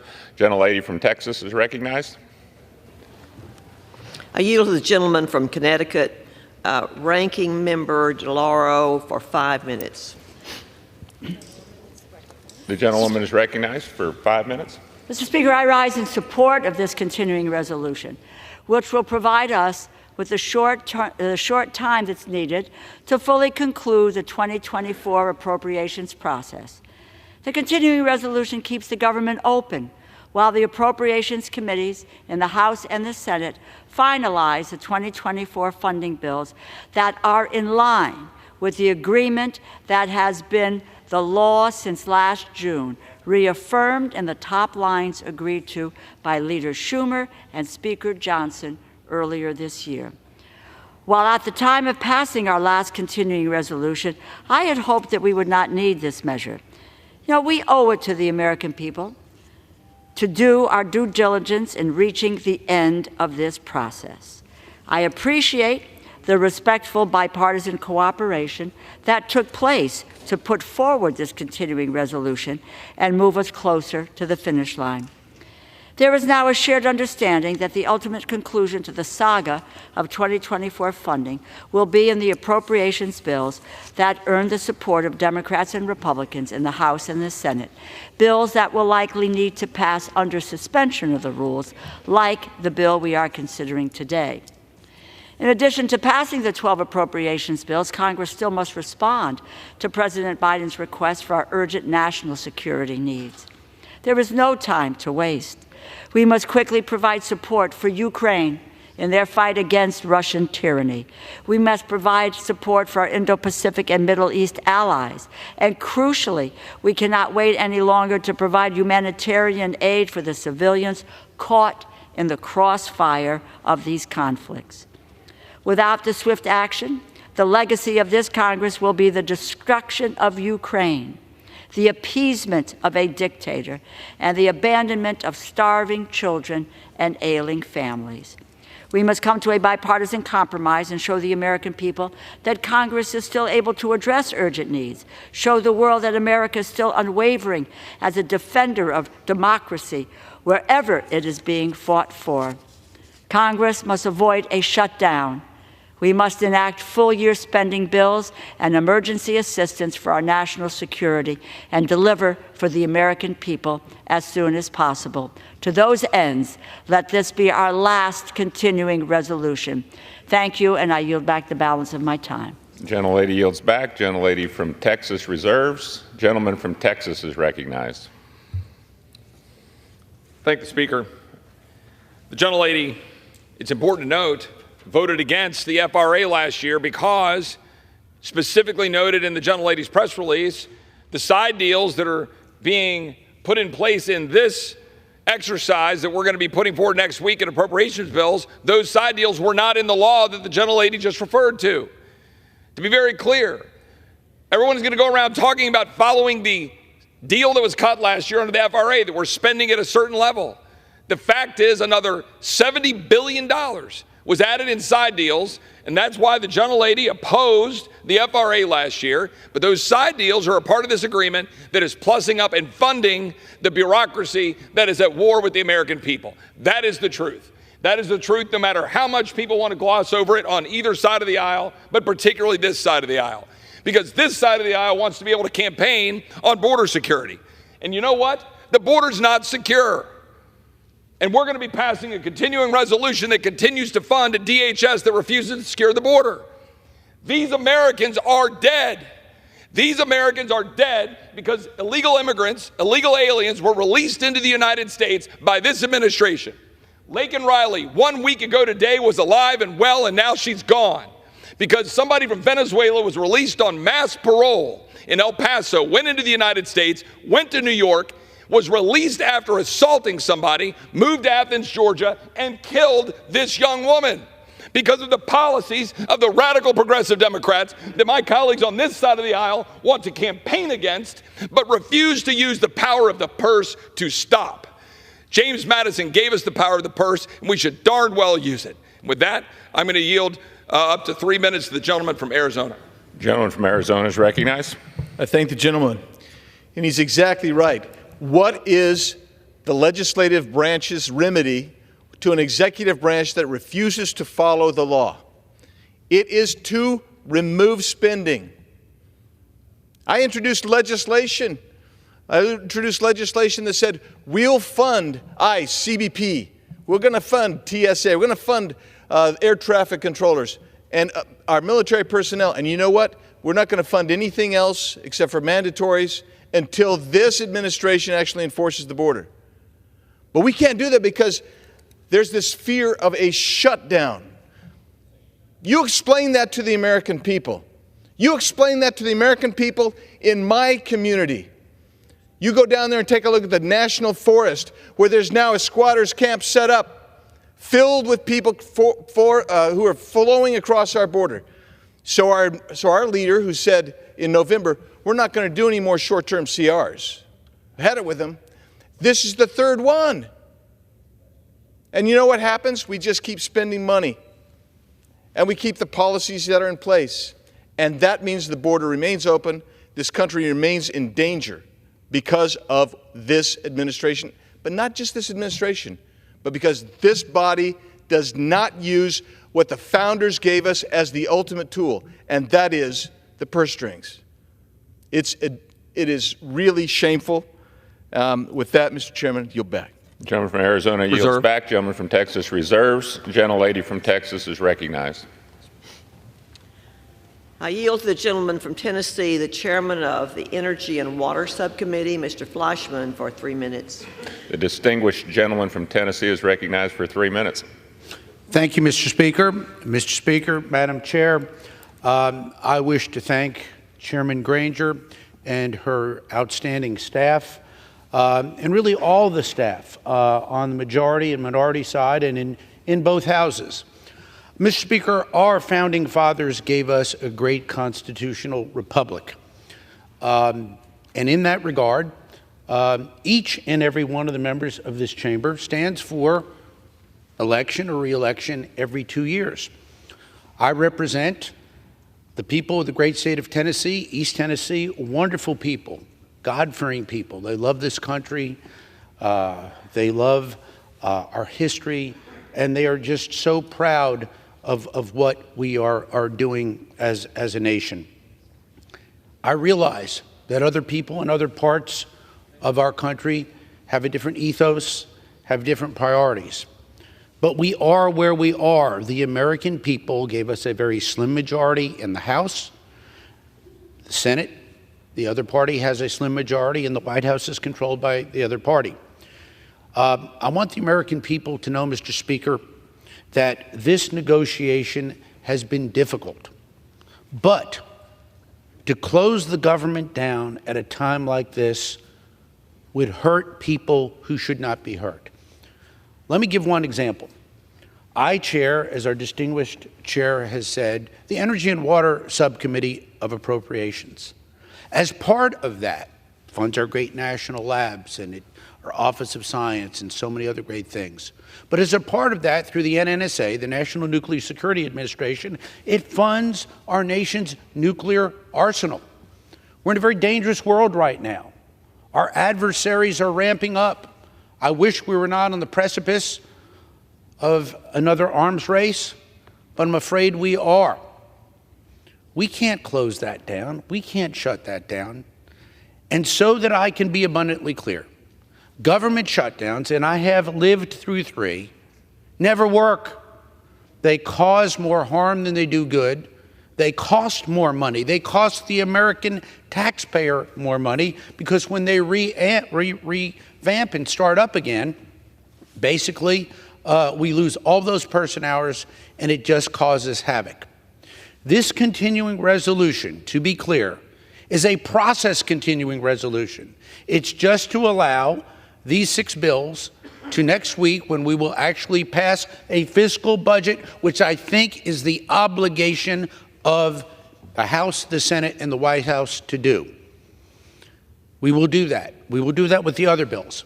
And I do respect my friends who are very passionate today in opposing this. But the reality is the American people want us to do our work. To do our work well, we've got to keep the government open. With that, Mr. Speaker, I yield back.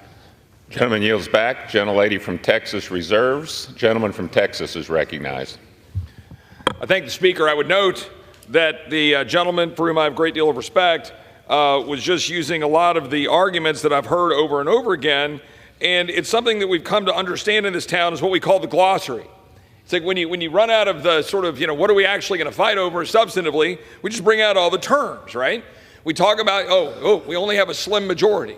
Well, I will remind my colleagues on this side of the aisle, the Democrats had a slim majority when they've jammed through numerous massive bills, whether it's Obamacare, whether we're talking about the Inflation Reduction Act.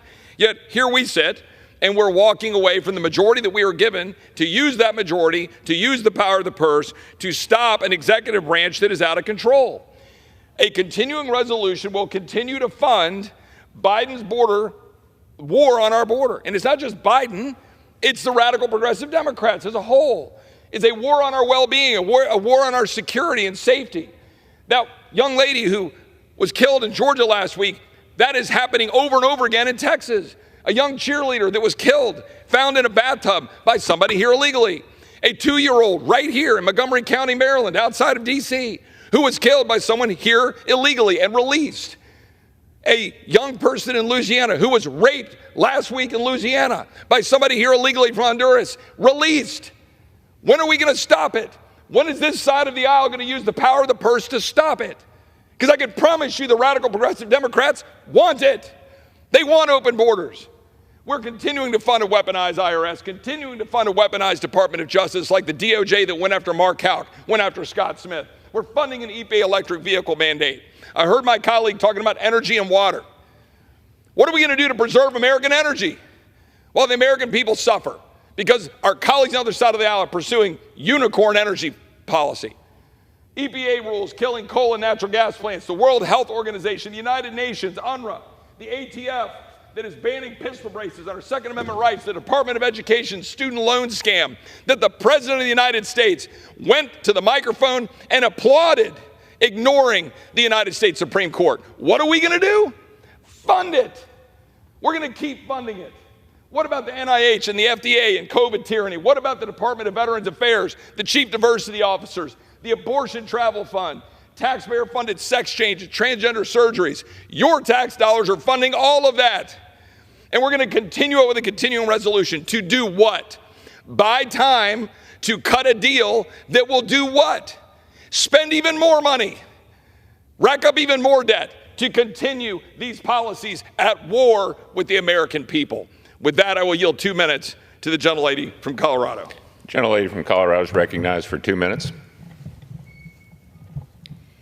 Thank you, Mr. Speaker. Let's call a spade a spade. The Uniparty's deal to keep spending taxpayer dollars like drunken sailors is a horrible deal for the American people. It is immoral and unsustainable to continue the reckless spending in Washington, D.C. This debt is going to our children and our children's children. And the American people elected a majority that promised to cut spending and cut this out of control spending from Washington, D.C., and put an end to the Biden regime's policies that are destroying America. This bill does the opposite of what we, the majority, promised the American people. Voting for this bill is voting to fund Joe Biden's wide open border policies that killed 22-year-old Lincoln Riley last Thursday. You know, crime in Venezuela sure is going down, and that's because they are all coming through our wide open borders. Criminal, illegal aliens coming through. And voting for this bill is voting to enable the cartel who have operational control of our southern border to continue the flow of fentanyl into our communities that is killing our children and our families, our loved ones.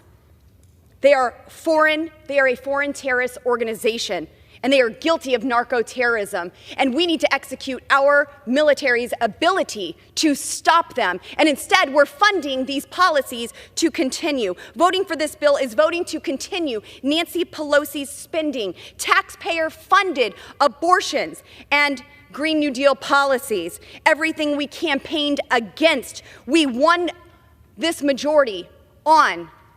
And now we are going completely against it. We need to govern as we campaign and do what we promise the American people that we will do. That's why I have led to impeach Joe Biden for his dereliction of duty to secure the southern border. And now we must use the power of the purse and not fund a government that is allowing this against its people. I am voting no on this continuing resolution, and I urge you all to do the same. I yield back.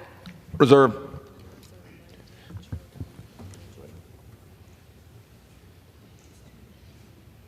Members are reminded to refrain from engaging in personalities. Gentleman from Texas reserves. Gentlelady from Texas is recognized. I yield to the gentleman from Texas, Ms. Jackson Lee, for 2 minutes. Gentlelady from Texas recognized for 2 minutes.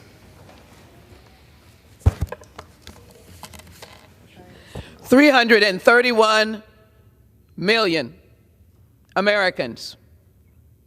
Thank you, Chairwoman Granger and Ranking Member DeLauro. Those Americans are depending on us to save their lives. If we do not vote today, we will cause the loss of life. We did not vote for the supplemental that the President sent over almost a year ago to deal with the southern border, and lives have been lost. But as a Texan, I will not accept your challenge that I want people to die. Absolutely not. And that this constitutional right of the power of the purse is one that I have used recklessly.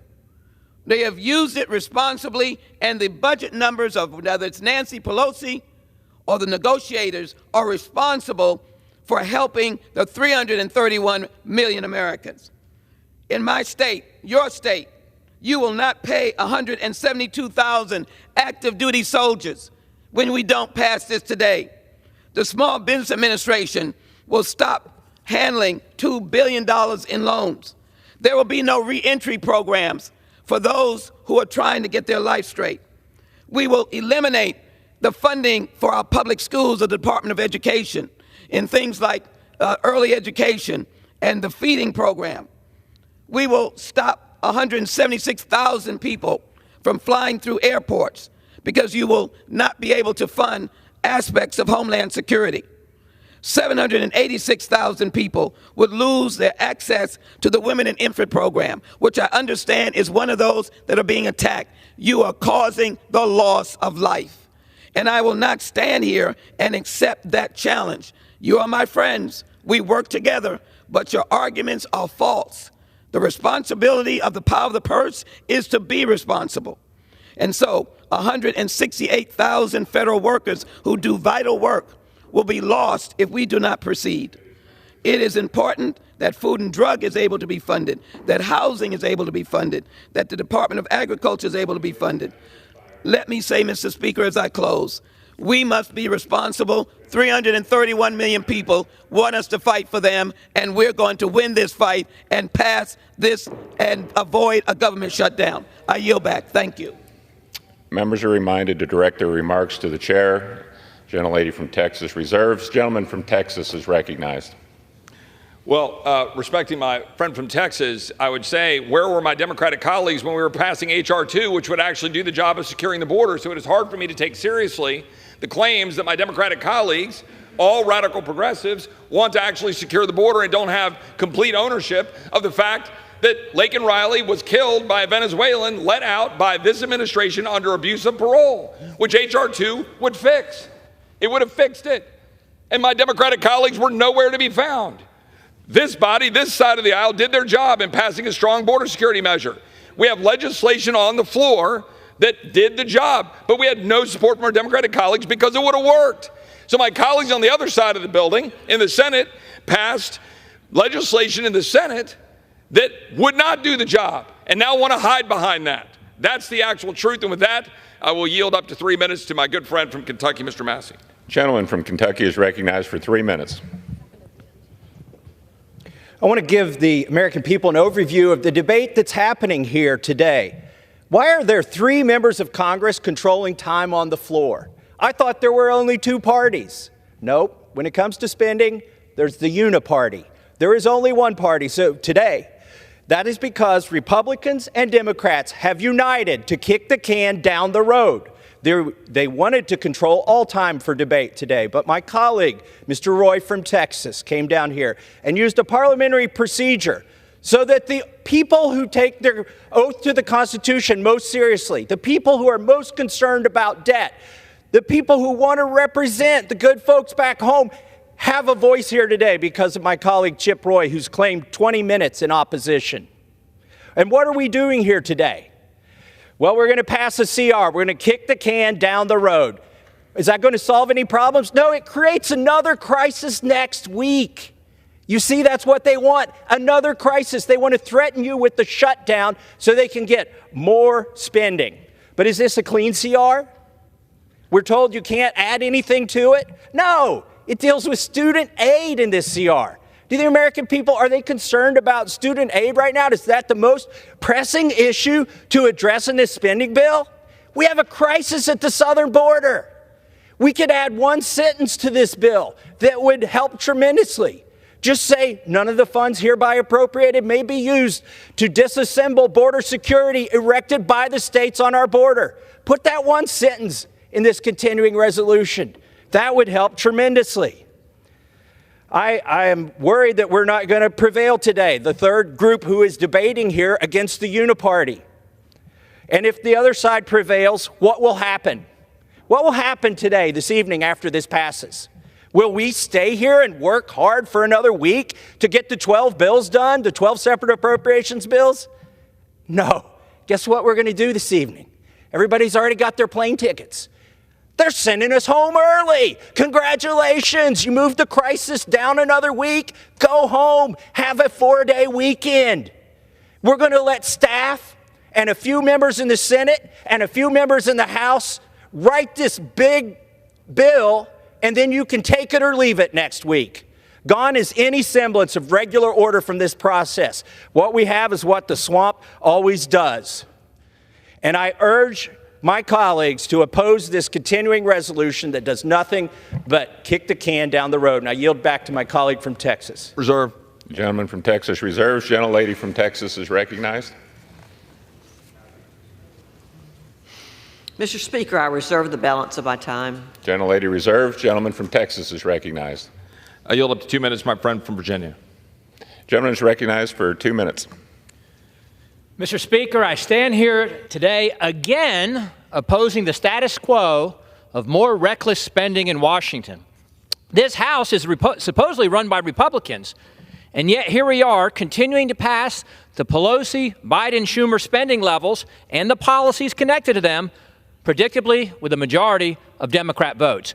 As a matter of fact, this morning, I had a Democrat member tell me in a private conversation he likes it when we're in charge because nothing changes, but we get the blame for it because we have the majority. Our national debt continues to skyrocket. We're at nearly $35 trillion.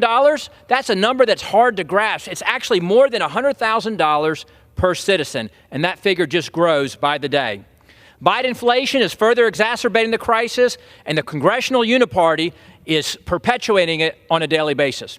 Thankfully, we may be getting some future relief with the just announced resignation of the Democrat minority leader in the Senate, but some of us here in the House, we came here to actually represent the American people, to do what we said we would do, and we did not mean constantly kicking the can down the road, passing more continuing resolutions that hurt the American people.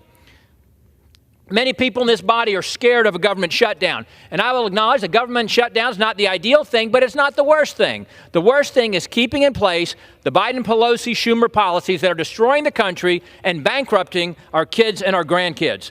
Worse yet, they're keeping in place the border invasion, the very invasion that we campaign against, the very invasion that is the greatest threat to our country. But that's what's going to happen here today. We're going to fund that border invasion for another week as a bridge to another spending bill that will keep all the policies in place and actually increase them over the Pelosi-Schumer levels from back before we had the majority. We could have passed a full-year stopgap spending bill that would have cut $100 billion. We could have attached to it border security to stand up for the American people. As a bonus, that would eliminate thousands of earmarks for tens of billions of dollars more. But here we are today. True leadership involves making difficult decisions. Cutting spend is difficult. That's why nobody does it here. But when will the debt matter in this chamber beyond a campaign talking point? I urge no, and I yield back. Gentleman yields back. Gentleman from Texas reserves. Gentlelady from Texas is recognized. Mr. Speaker, I reserve the balance of my time. The gentleman from Texas is recognized. Mr. Speaker, I yield 1 minute to my friend from Alabama. Gentleman from Alabama is recognized for 1 minute.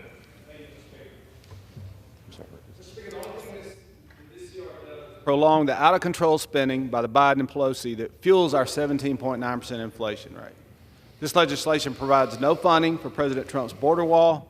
More than 600,000 illegal alien criminals and 300 on the terrorist watch list have entered our open southern border under Biden, and there is no doubt that American families are in danger. Just this week in Alabama, 2 illegal aliens were arrested as part of a child trafficking sex ring. Last week in Georgia, a young girl with a bright future ahead of her was murdered by an illegal alien. The list of tragedies is growing, and it's past time to do something about it. I signed the Immigration Accountability Project pledge to oppose all government funding until the action is taken to secure our southern border. Instead of kicking the can down the road with another CR, the number one priority of this Congress should be funding Trump's wall and defunding this invasion. We must fund President Trump's wall and defund Biden's backdoor contributions to organizations that are sending illegals to a city near you. It should not take more than one tragedy for a border to become priority. It is time to finish Trump's wall, protect Americans, and with that, Mr. Speaker, I'll yield back. Gentleman yields back. Reserve. Gentleman from Texas reserves. Gentlelady from Texas is recognized. Mr. Speaker, I reserve the balance of my time. The gentlelady reserves. Gentleman from Texas is recognized. I yield 1 minute to my friend from Missouri. Gentleman is recognized for 1 minute. Thank you to my good friend from Texas, Mr. Roy. Well, America, here we go again. Today, the House is set to extend the bloated and inflationary spending levels that have left our country $34 trillion in debt and fuels a government that is at war with the American people. This is now the 4th time that we've kicked the can down the road since just last September. It's now the 4th time that we've shrugged our shoulders and said, sorry, America, we just don't have the fight in us this time, but we'll try again next time. We all promised we wouldn't do this crap when we got up here. The American people have demanded responsible spending and border security for years, but we failed them. When will we heed the calls of our constituents to rein in the wasteful spending, secure the borders, and defeat the bureaucracy targeting them? You know, the last line of the Declaration of Independence has a bold and courageous statement by the people who signed it. They said, we mutually pledge to each other our lives, our fortunes, and our sacred honor. Sadly, we're not serving with those people today with the same resolve. I urge my colleagues to vote against this CR. Gentleman from Texas reserves. Gentlelady from Texas is recognized. Mr. Speaker, I reserve the balance of my time. Gentlelady from Texas reserves. Gentleman from Texas is recognized. Can I inquire how much time we have left? Gentleman from Texas has 1 minute. Gentlelady from Texas has 11 and a half minutes. Reserve.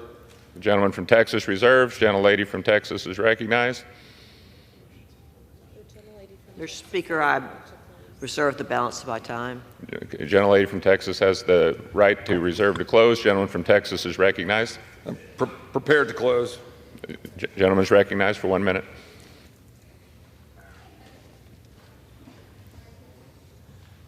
To my colleagues on either side of the aisle, we have a fundamental responsibility under the Constitution of the United States to use the power of the purse to check an executive branch that is not following the law. It is not enough to impeach, send to the Senate, sit back and grab the popcorn and watch. We have a duty to actually defund tyranny and lawlessness. That is precisely what the founders said. It is what the founders wrote into the Federalist Papers. It is what they contemplated in Article 1 in the Constitution. And do not go out and have talking points about dead Americans because of what this administration is doing, letting people into this country to kill Americans like Laken Riley last week, and then write the check that funds their broken policies. I yield back. It's back. The remainder of his time. The gentlelady from Texas is recognized to close. Mr. Speaker, I urge my colleagues to support this bill, and I yield back the balance of my time. The gentlelady yields back the balance of her time. The question is, will the House suspend the rules and pass Bill H.R. 7463? Those in favor say aye. Those opposed say no. No. In the opinion of the chair, 2/3 being in the affirmative, the ayes have it. Mr. Speaker. For what purpose does the gentleman from Texas seek recognition? I demand the yeas and nays. I'm sorry. A lady from Texas demands the yeas and nays. All those in favor of taking this vote by the yeas and nays will rise and remain standing until counted. A sufficient number having risen, the yeas and nays are ordered. Pursuant to Clause 8 of Rule 20, further proceedings on this question will be postponed.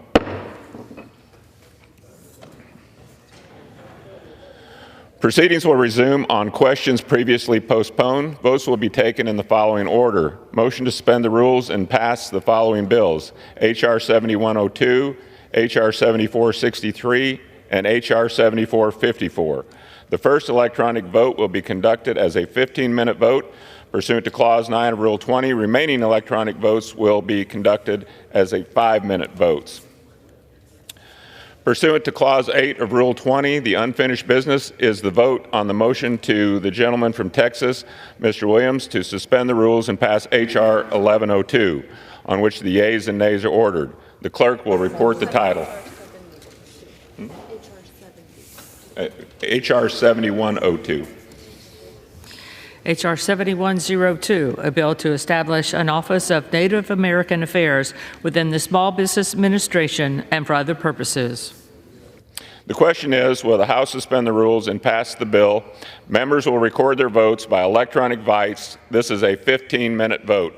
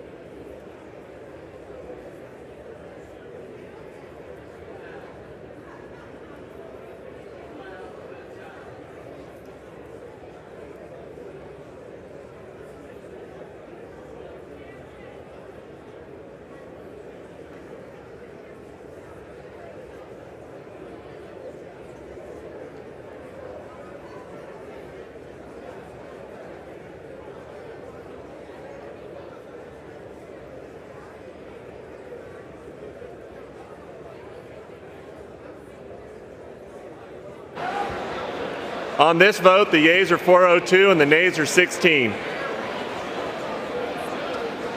With 2/3 being in the affirmative, the rules are suspended, the bill is passed, and without objection, the motion to reconsider is laid on the table.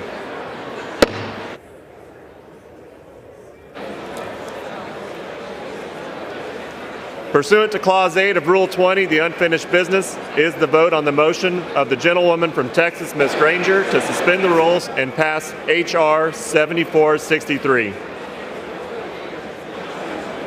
On which the yeas and nays are ordered, the clerk will report the title.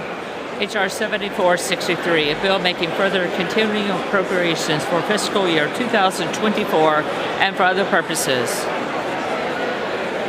The question is, will the House suspend the rules and pass the bill? Members will record their votes by electronic device. This is a 5-minute vote.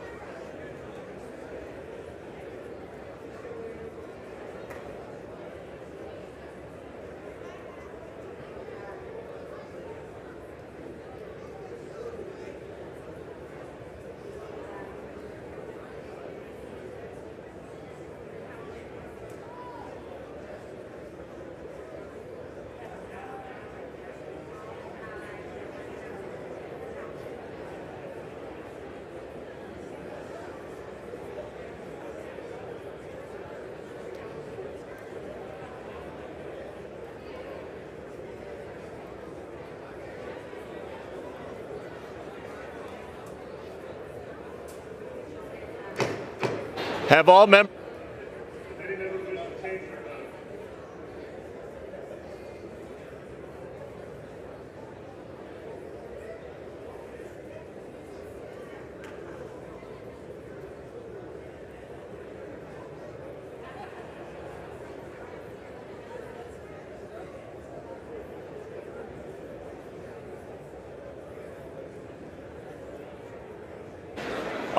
On this vote, the yeas are 320, the nays are 99.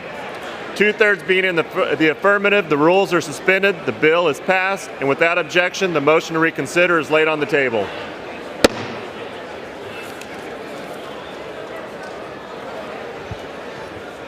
Pursuant to Clause 8 of Rule 20, the unfinished business is the vote on the motion of the gentleman from Missouri, Mr. Graves, to suspend the rules and pass H.R. 7454, on which the yeas and nays are ordered. The clerk will report the title.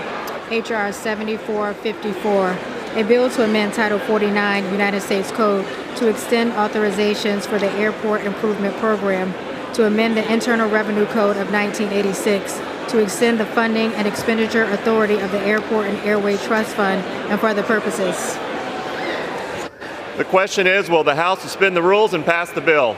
Members will record their votes by electronic device. This is a 5-minute vote.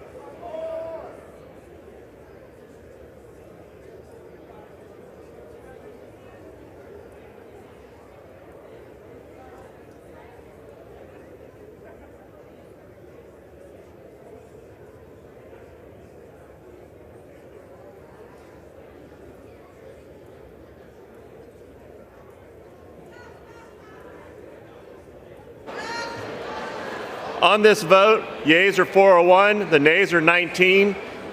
Two-thirds being in the affirmative, the rules are suspended and the bill is passed. And without objection, the motion to reconsider is laid on the table.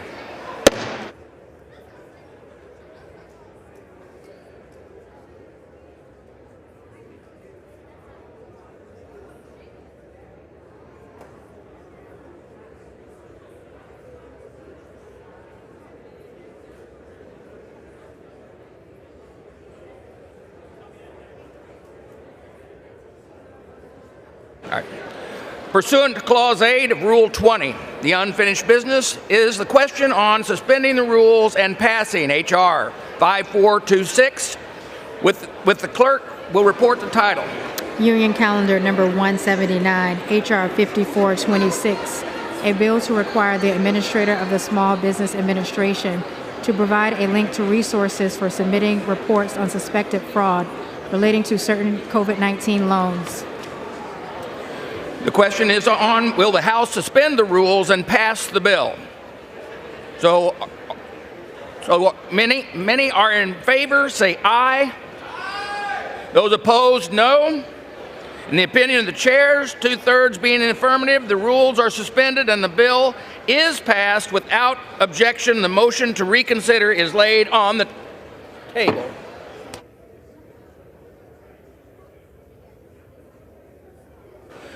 Pursuant to Clause 8, Rule 20, the unfinished business of the question of suspending the rules and passing H.R. 7128, which the clerk will report by title. Union Calendar number 313, H.R. 7128, a bill to establish requirements relating to size standard compliance of small business concerns owned and controlled by women for certain purposes and for other purposes. The question is, will the House suspend the rules and pass the bill? So, as are in favor, say aye. Aye. Those opposed, no. In the opinion of the chair, two-thirds being in the affirmative, the rules are suspended and the bill is passed without objection. The motion to reconsider is laid on the table. For what purpose does the gentleman from Florida seek recognition? Mr. Speaker. Does gentlemen have a unanimous consent request? I do, Mr. Speaker. Mr. Speaker, I ask unanimous consent that when the House adjourns today, it adjourn to meet at 10 a.m. tomorrow. And further, when the House adjourns on that day, it adjourn to meet on Tuesday, March 5th, 2024, when it shall convene at noon for morning hour debate and 2 p.m. for legislative business. Without objection. The chair lays before the House a communication. The Honorable, the Speaker, House of Representatives, sir. Pursuant to the rules of the House of Representatives and consistent with precedent, I hereby resign from the Committee on Homeland Security to allow Representative Tom Suozzi to serve on the panel. Signed sincerely, Dina Titus, Member of Congress. Without objection, the resignation is accepted.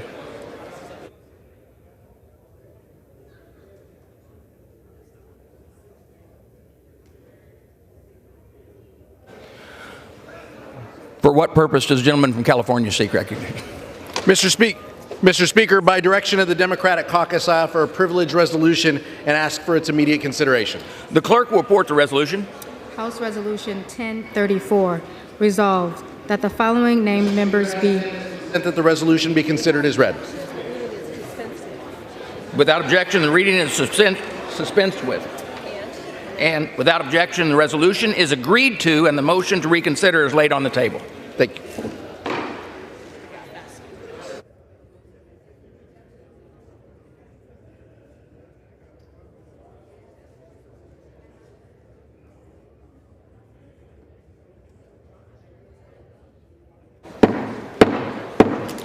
The House will be in order. Take their conversations out of the chamber, please.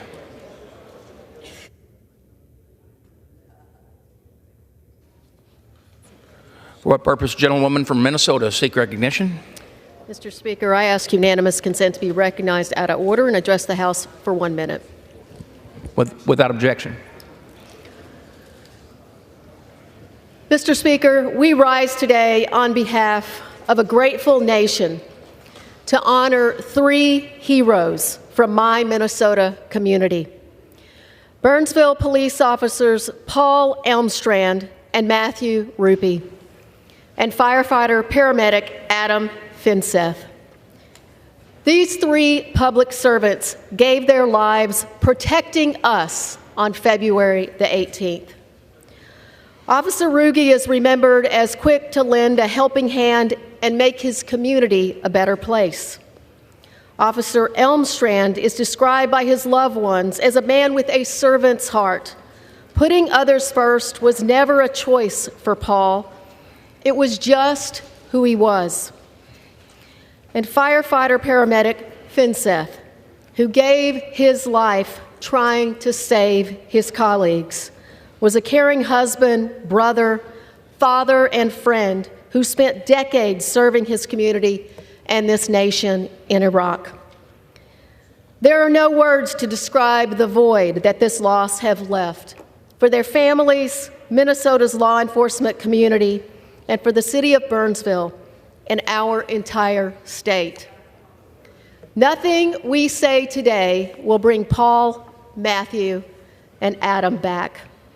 They gave their lives to save 7 children from harm in that house that awful morning. Nothing could be more heroic. But we can honor their lives by giving the police officers and first responders who keep our community safe the respect and the support that they deserve. I ask members to join me in a moment of silence from a grateful nation to honor the lives of Paul Elmstrand, Adam Finseth, and Matthew Ruge.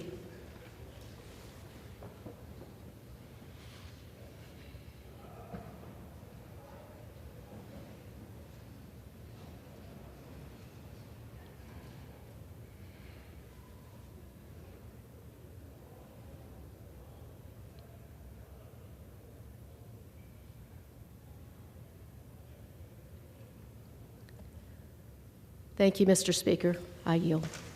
Good job. Very good. The chair will now enter requests for 1-minute speeches. For what purpose does the gentleman from Tennessee seek recognition? Seek unanimous consent to address the House for 1 minute to revise and extend my remarks. Without objection, the gentleman is recognized.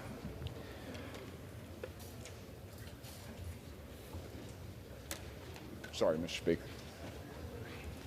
Great. Thank you, Mr. Speaker. I rise to honor the life of my dear friend, Bob Booker, who passed away on February 22nd at 88 years young.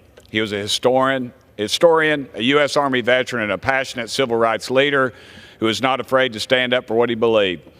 State Representative Joe Armstrong and I named a bridge after him when we were both in the state legislature because of all of his hard work. He really cared about his community and making it a better place. In 1966, Bob was also elected as Knoxville's first black Tennessee state representative. Bob was a dear friend of mine, and I knew him for many years. He worked with my dad at UT, and he knew my mama because she taught at Knoxville College, a historically black college. He continued to be a great friend to me and my family after they passed away. I have one particularly fond memory of Bob one night when Kelly, my wife, and I were at a noted honky-tonk in Knoxville, and Bob was there as well. Kelly and I had snuck in. We were on the back row, and he belted out a karaoke song, and he dedicated it to us. The man knew his music, and he had an incredible record collection that I loved, admired whenever I went to his house, and he was an excellent host and excellent cook. I want to give my condolences to Bob's brother, Purcell, all his friends at Marie's Old Town Tavern, and everyone who knew and loved him. You will be missed, Bob. Thank you, Mr. Speaker, and I yield the remainder. Gentleman yields back. For what purpose does the gentleman from New Jersey seek recognition? Without objection, the gentleman is recognized.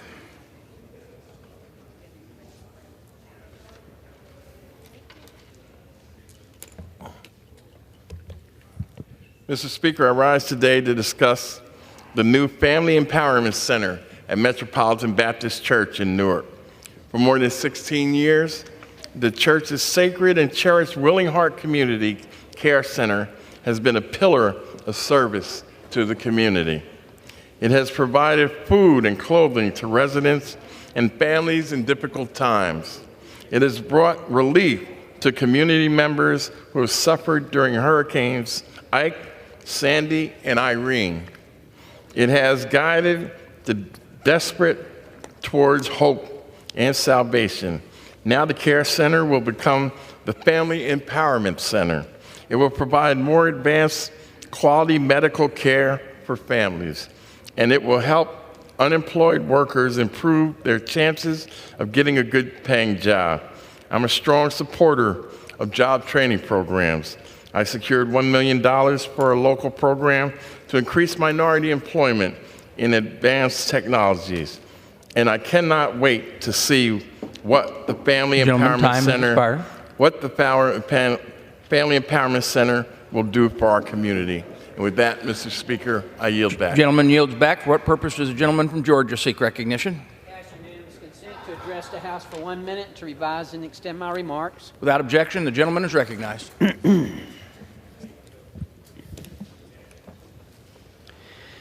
Mr. Speaker, I rise today to commemorate Joseph Broder for his dedication to the University of Georgia family as he enters retirement. Known as one of the university's most highly regarded educators, Dr. Broder was tasked with enhancing the college's teaching programs. His efforts resulted in record-breaking student enrollments, increased diversity in student representation, and greater participation in study abroad initiatives. As a Georgia resident, Joseph Broder held prestigious titles including D.W. Brooks Distinguished Professor of Agricultural and Applied Economics, Joseph Meigs Distinguished Teaching Professor, and Distinguished University Professor. Dr. Broder played a pivotal role in establishing the Congressional Agricultural Fellowship Program and introducing degree programs on the Tifton and Griffin campuses. Having dedicated to 2 distinct terms as interim dean and director, Dr. Broder skillfully navigated the college through critical transition periods. Even after his leadership roles, he continued contributing his time as the Associate Dean for Academic Affairs. Enjoy your well-earned retirement, Dr. Broder. Thank you, Mr. Speaker, and I yield back. Gentleman yields back. For what purpose, gentlewoman from Minnesota seek recognition? Without objection, the gentlewoman is recognized. Mr. Speaker, I rise today to express my profound frustration at the continued Trump-era policies towards Cuba. For 65 long years, the Cuban people have suffered under the weight of American embargo. Now, Cuba's completely unwarranted designation as a state sponsor of terror is causing new waves of hardship for the people of the island. It is also impacting our allies and friends. Mr. Speaker, I met with many ambassadors from close partners of the United States when I was in Cuba, and they were unanimously opposed to the state-sponsored designation. Trump and Pompeo created this designation knowing it has no merit, and it was a political trap for the Biden administration. I call on President Biden to step out of that trap finally and stop this cruel and counterproductive policy. He should remove the state-sponsored designation today. And I yield back. Gentlewoman yields back. For what purpose, the gentleman from New York seek recognition? Seek unanimous consent to address the House for 1 minute to revise and extend my remarks. Without objection, the gentleman is recognized. Thank you, Mr. Speaker. Today I rise before you to pay tribute to a remarkable young man, Alex David Wolfsey, whose life was tragically cut short almost 10 years ago on March 10, 2014. Alex's commitment to our nation, demonstrated by his service in the United States Navy, exemplifies the best of American valor and dedication. A Mahopac resident who graduated from Kennedy Catholic High School in Somers and SUNY Cortland, he felt the call to service and enlisted on September 25, 2012. He traveled from the training grounds at Great Lakes Naval Station north of Chicago to Pensacola, Florida, to San Diego, California, to his final post in Guam. His mission was clear: serving our country. He was preparing for deployment aboard the USS Bonhomme Richard in Japan before a tragic accident cut his life short. He came from a family of service. His father was a member of the NYPD. and sought to carry on that service to our state and nation. I know the Carmel Town Board is gathering next week to honor Alex for his service. We will never forget his service and his sacrifice. May God bless the Wolfsey family. I yield back. The gentleman yields back. For what purpose does the gentlewoman from New Mexico seek recognition? I ask for unanimous consent to address the House for 1 minute and to revise and extend my remarks. Without objection, the gentlewoman is recognized. Mr. Speaker, I rise today to ask my colleagues one simple question. Do you honestly believe that you have any right to tell me or any woman in America what I can do with my own body, when, if, or how I decide to have a family? The thousands of women across Alabama who had their rights stripped away this week to become a mother, the thousands across this country who are facing the devastating experience of having a miscarriage and not being able to get care, and the millions of women, including myself, who woke up 2 years ago to the news that the Supreme Court had stripped away our rights. And yet, you stand here on the House floor denying the rights of women to IVF and reproductive care and telling your donors that you will enact a 100% abortion ban this November. The gentlewoman's time has expired. Bodies, and it's our The rights. gentlewoman's and time has expired. Yield, the gentlewoman is no longer recognized. Like hell. Members are advised to direct their remarks to the chair. For what purpose does the gentlewoman from Virginia seek recognition? I request unanimous consent to address the floor for 1 minute and to revise and extend my remarks. The gentlewoman is recognized for 1 minute. Thank you, Mr. Speaker. I rise today to underscore the devastating effect that we have seen of Republicans' extreme, unrelenting attacks on reproductive freedom since a Trump-packed Supreme Court overturned Roe v. Wade. We have seen children as young as 10 who have been raped who could not get abortion services. We have seen women who have suffered miscarriages and had to sit in the car until they were septic to get the treatment that they needed. And now we have seen the Alabama Supreme Court strip away the right to in vitro fertilization with its decision last week and 3 centers stopping IVF services. Republicans in the House and the Senate say they support in vitro fertilization, but when given the opportunity to actually preserve it, they failed. 125 House Republicans co-sponsored legislation that would ban Gentlewoman's IVF, time has expired. and the Senate has rejected legislation to make it legal. These decisions belong between patients and their providers, and I yield back. The gentlewoman yields back. For what purpose does the gentlewoman from North Carolina seek recognition? I ask unanimous support, unanimous consent to address the House for 1 minute and to revise and extend my remarks. Without objection, the gentlewoman is recognized. Mr. Speaker, history has its eyes on us.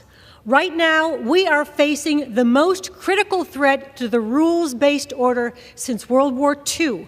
The entire free world is at risk as the autocrat Vladimir Putin and his brutal, barbaric army are marching through our democratic ally, Ukraine, heading toward our NATO allies. Our allies are perplexed and worried. What are we waiting for? Why aren't we stepping up and helping Ukraine? And China is watching to see whether the U.S. will stand up against vicious autocrats and stay the course to defend the free world. We Democrats have stood in strong support of sending additional aid to Ukraine. But Speaker Johnson has refused to bring any Ukraine support bills to the House floor for a vote at a time when Ukraine is literally running out of ammunition to fight Russia. So I ask my friends on the other side of the aisle, I ask you, Mr. Speaker, what are you waiting for? The world has its eyes on you. The gentlewoman yields back. For what purpose does the gentlewoman from Ohio seek recognition? To add extraneous remarks to the record. Without objection, the gentlewoman is recognized. Hallelujah, Mr. Speaker. Community college education and all the opportunity it presents with workforce development is finally being implanted in the largest city in the entire northwestern quarter of Ohio, at Toledo. So long ignored. Community college education, so vital to our future. I stand here to celebrate this agreement signed this week between the University of Toledo President Greg Posto, the President of Owens Community College, Dion Somerville, and Toledo Public School Superintendent Dr. Romulus Durant. I am so proud of them. Congratulations for working together to plant seeds of hope and new opportunity for generations denied before us: education, retraining, GED certification, and workforce skills so long denied our citizenry. Thank you for caring. I urge all citizens to support this new partnership. It will be located on the Scott Park campus. Offer your indispensable resources to ensure the enterprise succeeds beyond anything that our community has ever known. Mr. Speaker, help me make a pathway for a brighter, stronger, more educated, and innovative Toledo and region. God bless the partners. God bless our people. Gentlewoman's time and has God expired. bless America. Thank you, Mr. Speaker. Gentlewoman yields back. For what purpose, gentlewoman from Ohio seek recognition?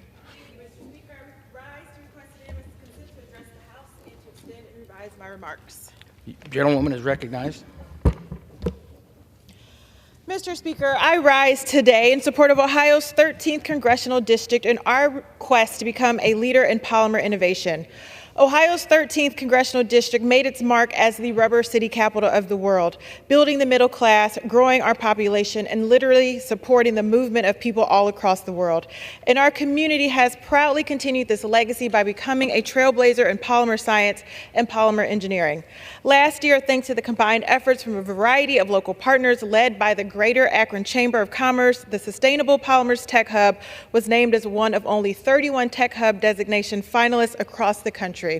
This designation was a significant achievement for our region and made our project eligible for tens of millions of dollars in additional funding through the CHIPS and Science Act. Now the Sustainable Polymer Tech Hub is once again being considered for additional investment.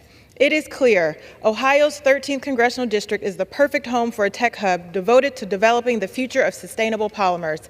Polymers touch every industrial sector, and this tech hub will help ensure that Northeast Ohio remains a global leader in innovation while also boosting our local economy and creating good-paying jobs right here at home.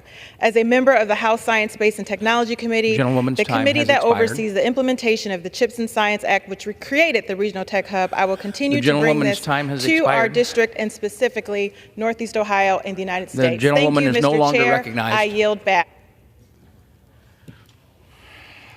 For what purpose does the gentlewoman from Missouri seek recognition? 1 minute and to revise and extend my remarks. Without objection, the gentlewoman is recognized. Thank you, Mr. Speaker.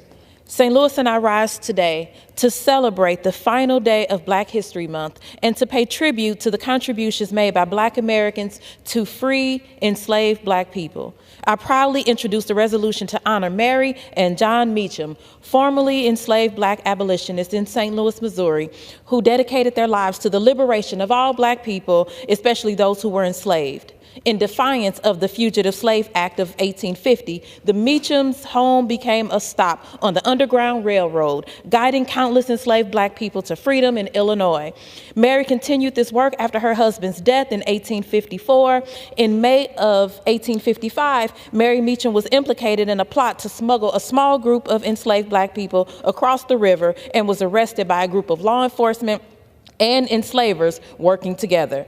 Today, their legacy is memorialized at the Mary Meacham Freedom Crossing on the St. Louis River Trail. I am dedicated to ensuring that the stories of individuals like Mary and John Meacham are told for generations to come. Thank you, and I yield back. The gentlewoman yields back. For what purpose does the gentleman from Texas seek recognition? Ask unanimous consent to address the House for 1 minute. Without objection, the gentleman is recognized. Mr. Speaker, I rise today to commemorate the life and legacy of Raul Reyes Jr., a leader in West Dallas. And Raul, let me tell you, he fought every day to make West Dallas a better place. He was a fierce advocate for cleaning up a lot of the environmental issues in West Dallas. He believed in affordable housing, and he absolutely loved Pinkston High School and helping the kids there. Raul was born in Dallas in the 1970s, who grew up with loving parents that instilled in him the belief that he should help others and help the neighborhood. He graduated from Pinkston High School in '92 and then went to Dallas College and ultimately University of Texas at Arlington. After graduating, he became an agent for change who believed that the community and the people played the most important role in progress. And he was a founding member and president of West Dallas One, which is a coalition of neighbors and neighborhood associations. And his community service involvement captured through numerous public service and private advisory boards and steering committees, which focused on things like education and housing. And he was also a very proud West Dallas Little League coach from 2001 through 2007. And more importantly, he was a family man. He was the eldest child, and he was known as La Guia to his siblings. He was an incredible father to his children that he talked about all the time, to his nieces and his nephews, and everyone that loved him. My prayers go out to his family, especially his children, during this difficult time. May Raul's legacy live forever. Gentleman yields back. For what purpose does the gentleman from California seek recognition? Speaker, to address the body for 1 minute without objection. Without objection, the gentleman is recognized. Mr. Speaker, today I rise to recognize Western High School's football team in my district and to congratulate the 11 seniors going on to play college football.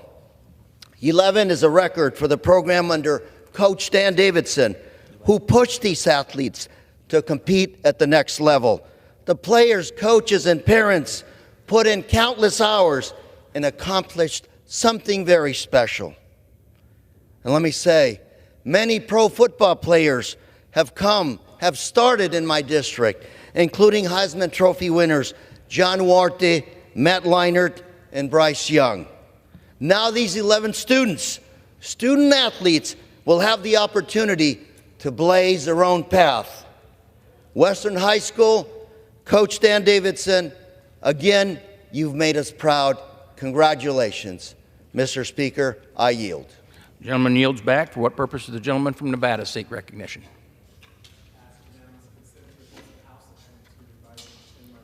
Without objection, the gentleman is recognized.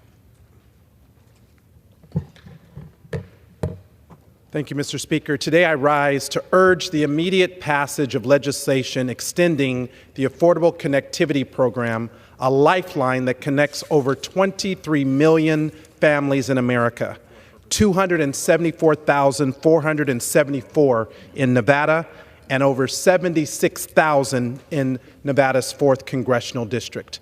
The bipartisan infrastructure law created the ACP, and it has been crucial to ensure that low and middle-income households can afford their monthly internet bill. Yet, without immediate action, the program will wind down in just a couple of months. Mr. Speaker, the Affordable Connectivity Program Extension Act would keep it alive with the $7 billion investment. It will keep Americans in every zip code connected, supporting families who need work, education, and health care, have the access, whether in my home state of Nevada or every other state across the country. Mr. Speaker, we finally began to close the digital divide. Now is not the time to widen it. So I urge my colleagues to co-sponsor the Affordable Connectivity Program Extension Act and to make sure that the internet remains accessible and affordable for everyone. Thank you, and I yield back. For what purpose does the gentlewoman from Texas seek recognition? Without objection, the gentlewoman is recognized.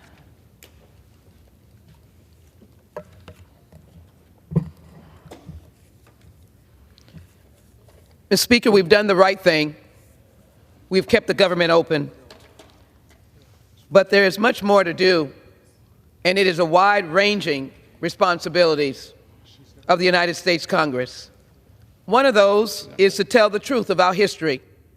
This is a unique day, February 29th, leap year. there are a lot of unique aspects of America's history, and certainly one of them is the history of slavery.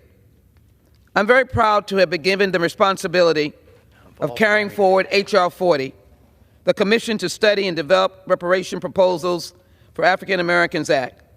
This is a law that has been introduced 38 years ago by the late John Conyers, not for any form of retribution or retaliation, but to know the truth, to address the historical injustices and cruelty and brutality and inhumanity of slavery in the United States. And by the way, slavery still exists around the world. The gentlewoman's I time ask has my expired. colleagues to join me in signing on to H.R. 40 in this month of African American History Month. Let us know the truth, and let us know the truth together. I yield back. For what purpose does the gentlewoman from Texas seek recognition? Mr. Speaker, I move that the House do now adjourn. The question is on the motion to adjourn. All those in favor say aye. Aye. All those opposed, no. In the opinion of the chair, the ayes have it. The motion is adopted. Accordingly, the House stands adjourned until 10 a.m. tomorrow.